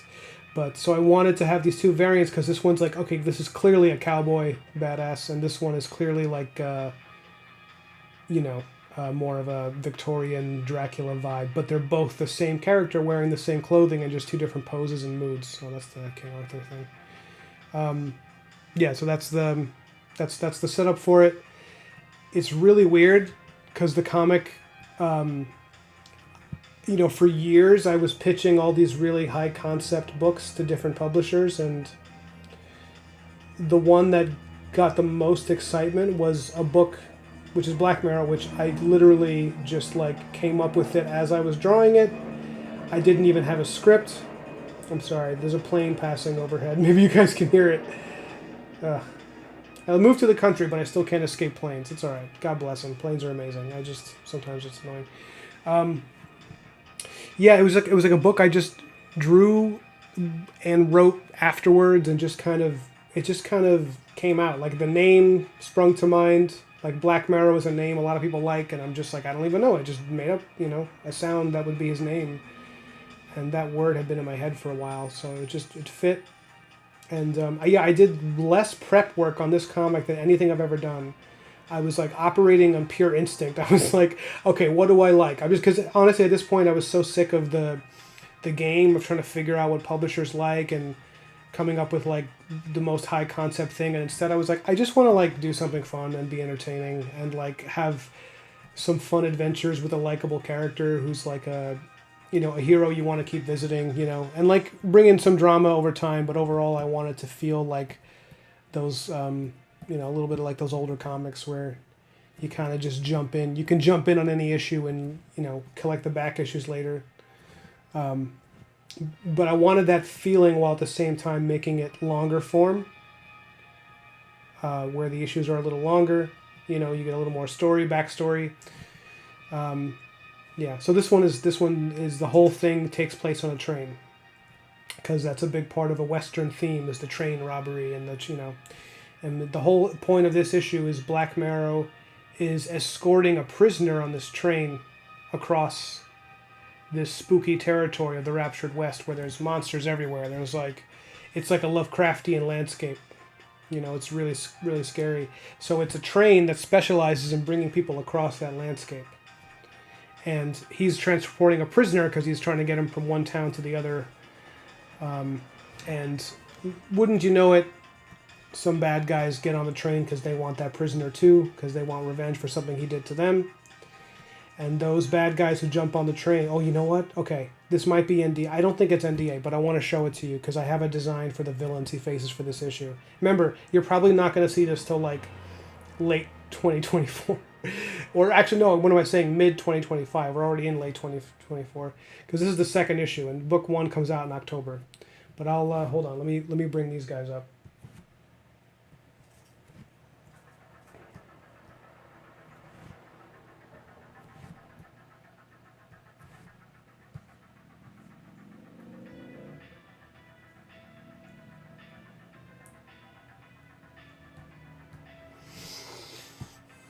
So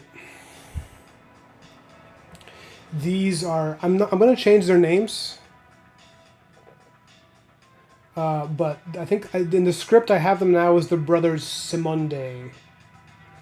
And they're like two bandits that are also halfway turning into Lovecraftian monsters or like Bloodborne-esque villains. And they like hop on the train to get a hold of the prisoner because they, you know, he double-crossed them years ago. And Black Marrow's like, nah, man, he's my bounty, you know. So he's fighting these guys off.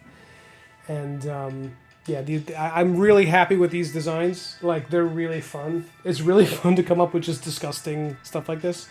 This guy on the right, Ned. Pretty Boy Ned. People like this one. I showed it to a few people in the production and they were like laughing because they were like, my biggest concern is that Ned will touch me because he's so gross. You can see his third eye, you know. And this one on the left, he's like Cthulhu gunslinger. You know, that's the vibe. There's a wet look to them. I just kind of threw these together as a sketch one afternoon and sent it into my editor just to let him know. I sent it in with the script and was like, this is what these guys look like. Thank you. I'm glad they're icky. Yeah, Pretty Boy Ned, it's funny because it's like he's, it's like before he turned into this, he was like, you know, oh, Ned's great with the ladies because he's so good looking and he's got that ginger hair, you know? And he comes out of the Raptured West and he's clearly been transformed into this hideous thing. That's a weird running joke about Ned, is that people still call him Pretty Boy Ned, even though he's like the most objectively ugly person you'll ever see. Yeah, and if you look closely on Jesse on the left, there's like a second face growing out of the side, and it's like not quite clear if this was his original face and that this is the growth, or if this is the growth and this is his original face transformed. Yeah, Ned's pretty gelatinous. He's more of a mental magical threat. Like I imagine him having like creepy magic powers, and Jesse is kind of the, you know, the more direct muscle. He's just like a gunslinger, someone for Black Marrow to physically fight, and yeah. So this is but I don't know how much I'm supposed to be showing you, but here we are. So in this issue, yeah, they hop onto this train where this fella's at, and this character, Fairchild, Adelaide Fairchild, she's the traveling witch, and she's kind of a former lover of Black Marrow. They have an on and off again thing where they They meet up, they have adventures. Sometimes there's an implication that they've had romantic overtures, and maybe they've hooked up. Probably they have. I think it's in the script that they essentially have, but that he never quite trusts her because she's not a bad guy, but she's not a lawman either like him. She's always got her own agenda, but she is a good guy. She would describe herself as someone who battles, she battles evil, but she does it her own way, and sometimes it has to be done in a way that's Black Mirror was more like an ordered good. I would say she's like chaotic good. So they're never quite enemies, but there is an adversarial back and forth, mostly from his end, because she just kind of likes to play around with him and flirt a little bit, and he's much more like, hesitant to trust her after their previous run-ins. Yeah. But she's fun. I had a great time writing her in the book. Like, her character is so fun. I love writing female characters, of all types. But I really like I love like the super intelligent chick, who's got a strategy that she's gonna play out. There's I'm writing a different female lead for book 3. I just finished the script for that. And it's pretty cool because the publisher Scout, they're really nice people and really good at their jobs. They're like a very legit publisher. They put out like really good books every year. Like, I think they only put out like 120 something books a year, which isn't that much for some publishers. But they're all really good. They're like kind of pushing industry standards. And they bought the rights to it, to publish it for me, and it seems like every time I send them a script, they're like, yeah, let's do that. Like, there's no... I don't know exactly how many issues I'm in contract for. I have to review it. But it seems like they want to go long haul. They want to do all of it, Like, if I have an idea, I should just type it up and send it, because... So they seem pretty happy with me so far. And I think a lot of it, and I've said this in my other stream, I think a lot of it is that it's like... And I know you guys who've worked in the industry, not just comics but illustration, you know what this is. And I've talked about this, where it's like... Be nice and meet your deadlines, and you'd be surprised how many doors open up. I think the fact that I'm pretty easy to work with has been really good for me. That I'm just like, I don't have that... I try to have the artistic ability without the artistic temperament that people dread dealing with. I think most artists are pretty chill people, but I think there's that few minority of us that are really pains in the ass, and it gives the rest of us a problem. In terms of like, what the money men expect to deal with. So you got to be a good collaborator. If your editor tells you something just doesn't work, you make your point. If you think it does work, because in the end with Scout I do get final say, but I want them to see that I trust their input. So if they're like, hey, this part of the script is a little bit weak. I'm going to listen. They know what they're doing. So.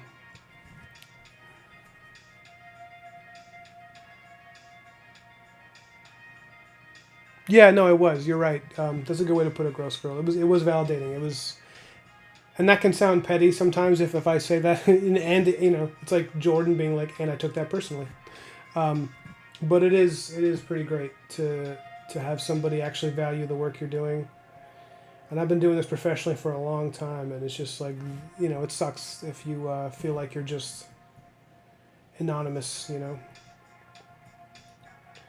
But have I ever read Herding Tigers? No, what is that? Tell me about that.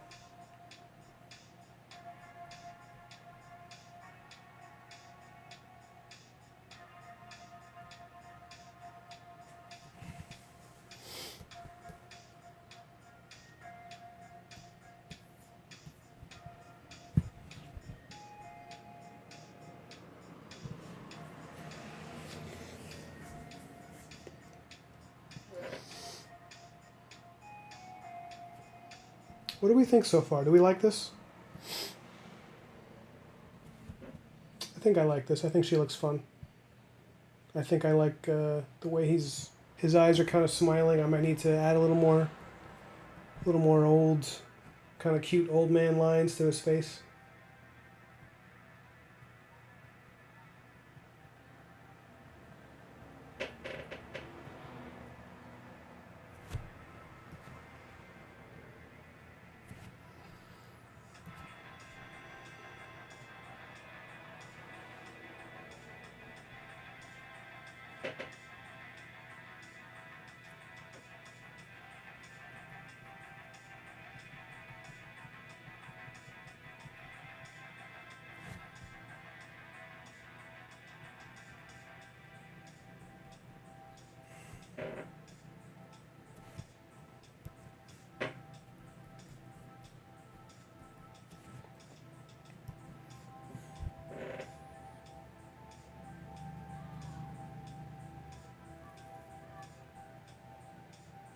Yeah, it is a little sneery. The right side. Yeah, I think the shadow's too heavy. You're right. What's up, Johnny? Who's talking?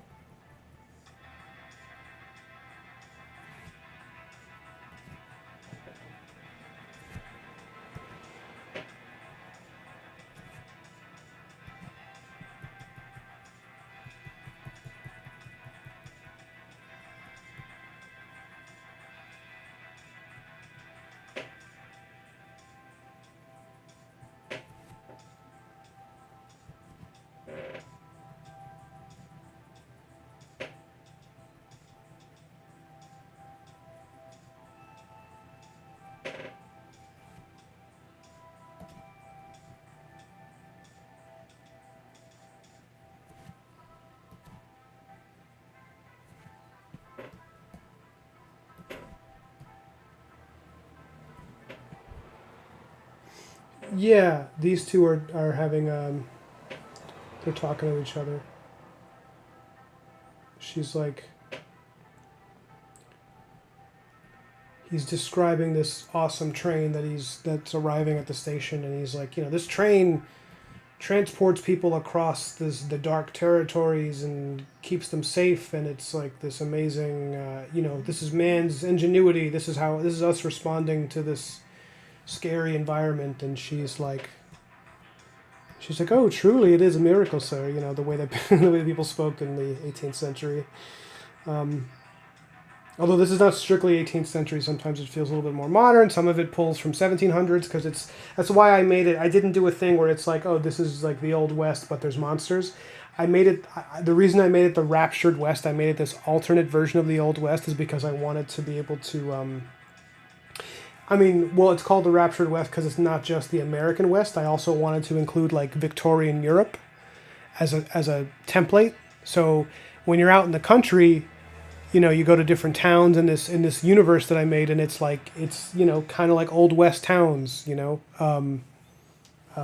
kind of American style, Old West American style characters and environments and battles. But then you get towards the city, and it kind of feels like what parts of England would have felt like around the same time. So it's Victorian London and that kind of thing, because I wanted Black Marrow. I want this guy to feel like when he's out in the West killing ghouls in the country, he's like he's a gunslinger and a traveling cowboy. But then when he's in that more Victorian environment, you could see him being kind of like the Wolfman vigilante, and it's the same character doing the same things, but his design. The boots. These boots are like more Victorian kind of.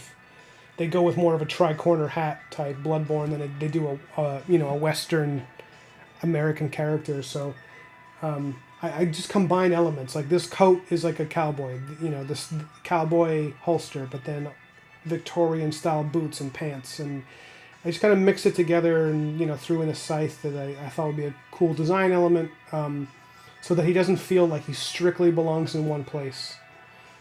Because I really wanted to do something that was both creepy Old West vibe, the wild frontier type thing, but also like because there's an issue I'm planning, maybe the fourth issue, where he fights Spring Heel Jack in like a London type city, where Black Marrow's tracking him down, chasing him over rooftops and stuff. I don't know if you guys know who Spring Heel Jack is, or you don't know, let me know.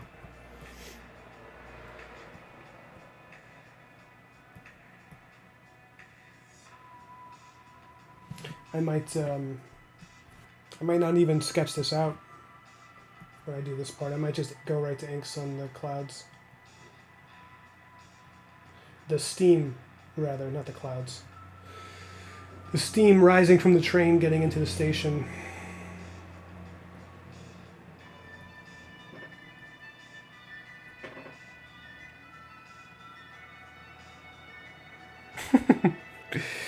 This is my train. I make it go choo-choo. Well, good sir, I do like a good choo-choo. Is that how you imagined it, Gross Girl?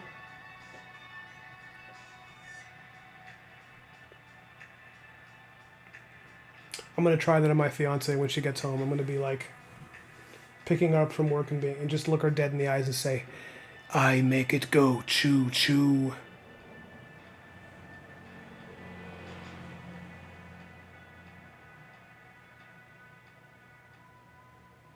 Oh, I didn't know Joe Rogan had her on. I've heard of that book. I heard it's gnarly as hell. I heard it's like a borderline too much, but I look forward to watching that episode. I got to catch up with him because ever since he came back to YouTube, there's been a lot of buzz about like the excitement that you can watch his stuff on YouTube again, and I am. So I mean I enjoy his stuff. I don't always agree with Joe Rogan, but man, he has some amazing interviews. Amazing interviews. I should do that, Gross Girl? Okay, I'm going to do that. I'm going to tell her I make it go choo-choo. Johnny, I feel like now you're just writing her dialogue just to see if I'll say it, which I don't blame you because I've clearly established that I'm a dancing monkey.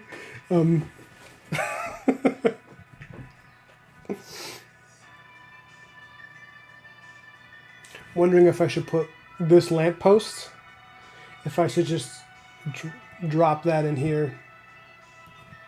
Let's see.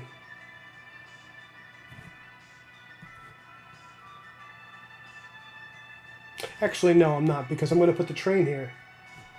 Yeah, I'm going to put the... I have to do that in Procreate. So I use Clip Studio for streaming because I don't know how to do it from Procreate on the iPad.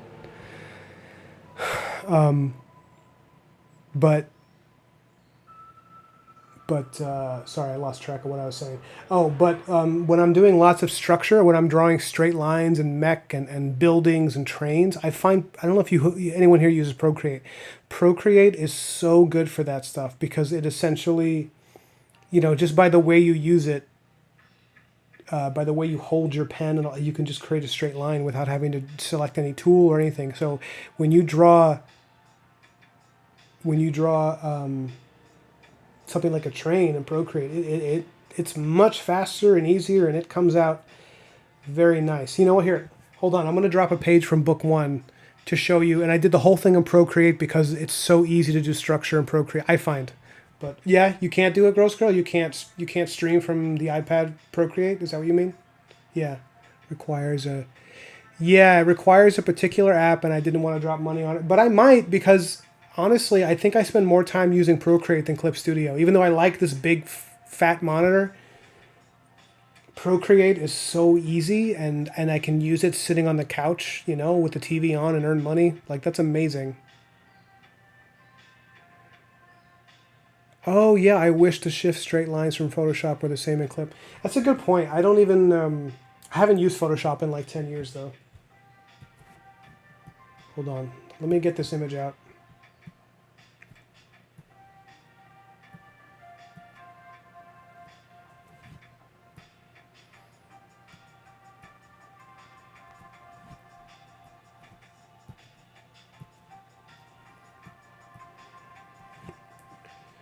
Do I even have it? Let me see.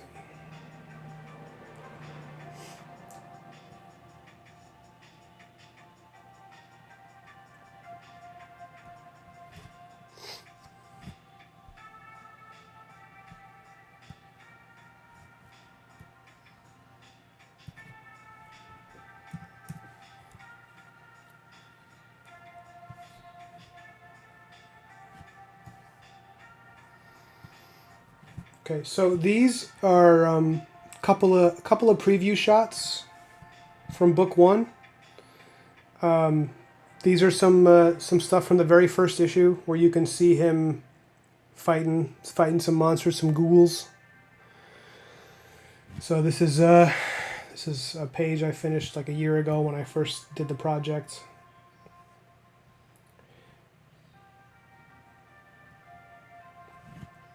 This guy is he's guarding a castle that Black Marrow has to enter. And this is from the Ashcan. So once book one was finished, my publisher got psyched and they were like, yo, you should do a preview comic. And I was like, cool. Would it just be like the first few pages of the normal comic, as a preview? He's like, you could do that, or you could draw 9 new pages and make it like a limited edition thing, like a short story. So I did this. This is him killing some other spooky monsters. Yeah, this is this is maybe my favorite action sequence from anything I've done so far in this book, although there's been some that I've really loved. But again, this is done in Procreate. I find that Procreate is so easy to use that it makes the action sequences really fun. They kind of zip, they move, because you're drawing quickly, so they look good. Cuts off the guy's arm, punches him, and you got to see the letterer. I hired a letterer. I've never hired anybody for that, but man, this letterer, when you see it, he knocked it out of the park. It looks so awesome. Like, he uses sound effects with crazy color and texture that actually feels like it's a part of the art. It's a part of the piece, He's really good. He's way better than I can ever be, probably. Yeah, so in this, and then this is from book one. This is This is an entrance to a dark castle that Black Marrow has to enter to rescue a child from a vampire. It's a very, very simplistic, direct first issue. I wanted to just be a big introduction to the character that's just like, but this was all done in Procreate, and I don't even like drawing backgrounds usually. I mean, I do them all the time, but it's often something I will initially drag ass about. I'll be like, oh, okay, I gotta draw all this structure. I just want to draw, monsters. But now, honestly, with Procreate, I was loving it. I was like, oh, if I imagine something, I could just make it. And then this got really cool, It got really fun, It's just like, because with Procreate, I feel like I'm just like assembling an image. I'm just like popping things in, It's kind of like how Dave talks about using Krita. And how, like, he just, the minute he used Krita, it made sense to him. It worked. And that's how I feel about Procreate. It's very easy for me to use. I don't know if it's just my particular brain lines up with that thing's particular system. But, yeah. And I like Clip Studio. I use Clip Studio a lot. But Procreate, it's like you can just close your eyes, and do it. So I'm waiting to do the train of Procreate. Yeah, I don't know. I'm thinking this last panel, because the next page is going to be a big double page spread of the train at the page after this one. Thanks, Gross Girl. I'm glad you like it, because you're like some of the first people to see some of this art. I thank you guys again for being here. This is a lot of fun. Anyways, the next page after this one is going to be a big double page spread revealing the train, this like special train that is designed to get through territories with, ghouls and stuff. And I wanted to reveal it on a big double spread. So I'm thinking this last panel, based on the script I have, this last panel here is going to be like, I think maybe her looking up, like marveling at it and being like, whoa, this train really is cool. I mean, it's terrible drawing of her face. No, this is not right. Actually, no, that could work. Because I really want to do that thing where you set up the next shot by showing people's reactions to it.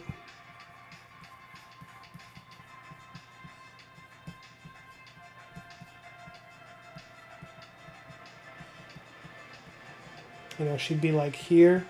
Thing is, it's a little too lined up with the image above it, because these two images are too similar in their placement, so I might have to bring her way closer in. I think that's what I'm going to do. she hasn't had like a super close up, and I'll put him in the. Yeah, I think I know what I'm gonna do. Let me just sketch this out. I'm gonna sketch this out, and then I might hop off in a bit because I want to eat something because I'm starving, and I was gonna wait for dinner for the sushi that I'm getting for my fiance, but I'm getting the hungos. Yeah, maybe I'll go like here, like really tight on her face, and she's gonna have really beautiful eyes, so maybe I want to put those front and center.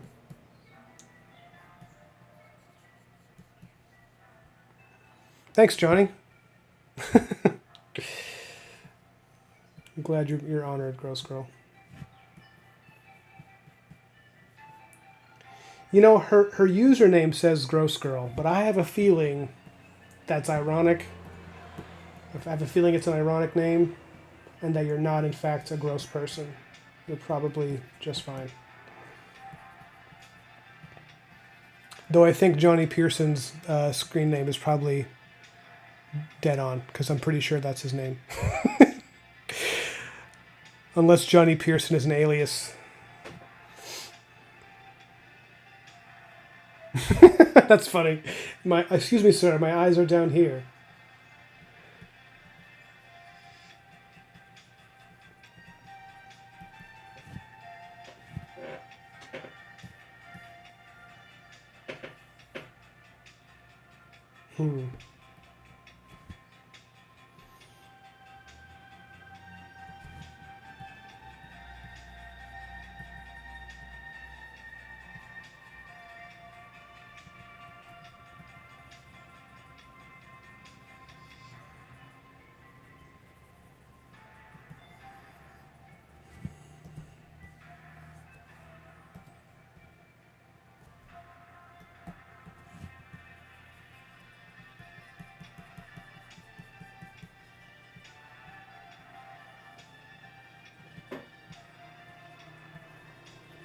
This is a very ugly placeholder sketch. I promise.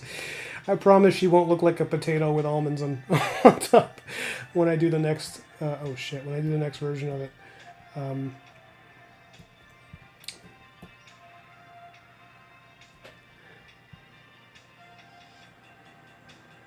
Your last name is Gross Girl. I don't believe you. I suspect that is a faux remark. You're loud and proud. I suspect. It would be really funny if that was somebody's name. Sorry, if it actually is your name, I apologize. I shouldn't be saying like, oh, wouldn't that be crazy? It's like maybe that is. But I would love to know what country, what culture that's from.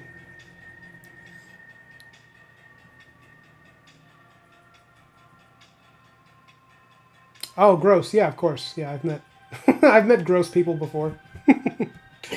There's a girl I think I dated when I was a sweaty teenager, and I feel like I don't know. I shouldn't say her full name, but maybe I don't know. I think her name was like Natalie Gross or Stephanie Gross. I can't believe I forgot.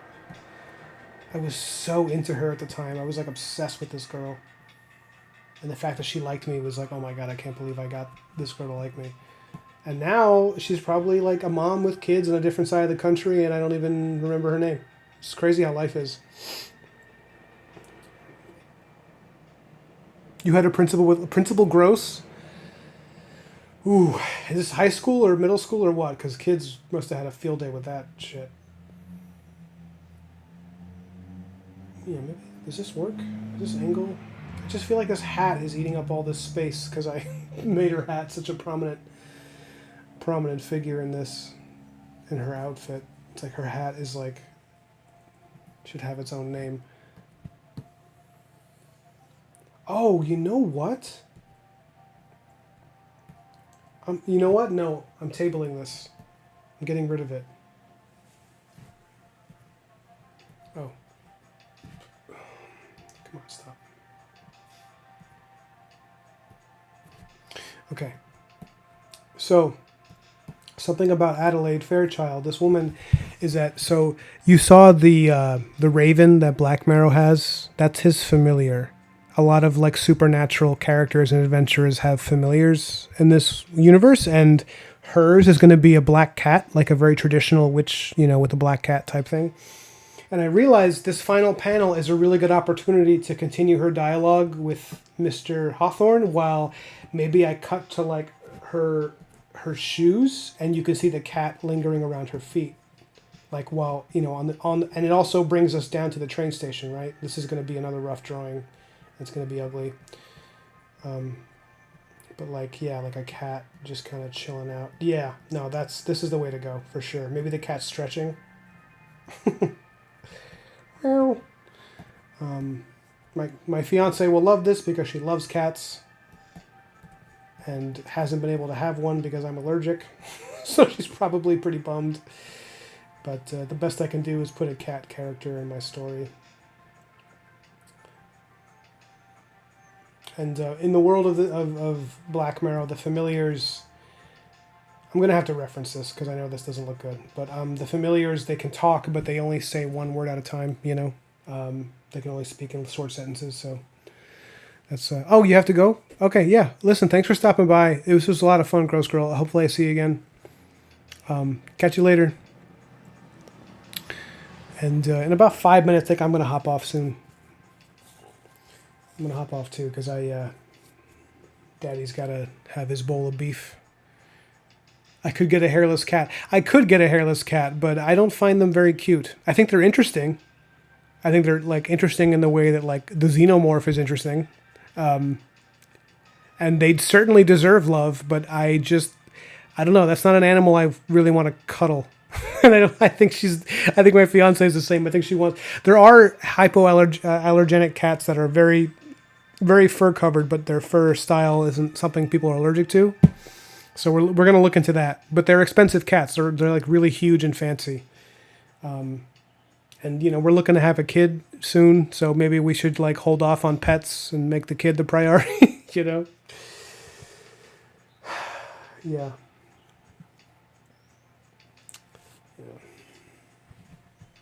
So yeah, I think I figured out this bottom panel. I think this is a good way to go. And it's going to be like train platform, train here, maybe some of the smoky mist. Yeah, I think maybe Mr. Hawthorne will be here, like standing close. Yeah. I think that's going to be rad. All right, friends. I think I'm going to hop off and eat some food. Thank you guys for being here. This was a ton of fun. I want to keep doing these regularly, a few times a week. I mean, we just did 2 days in a row. It's a pretty good start. Yeah, so you guys be easy. Feel free to DM me, reach out on Discord. I have my own Discord. I need to set it up so that people can actually like be on it and hang out and stuff. But yeah, no, thanks again, guys. You guys take care, all right?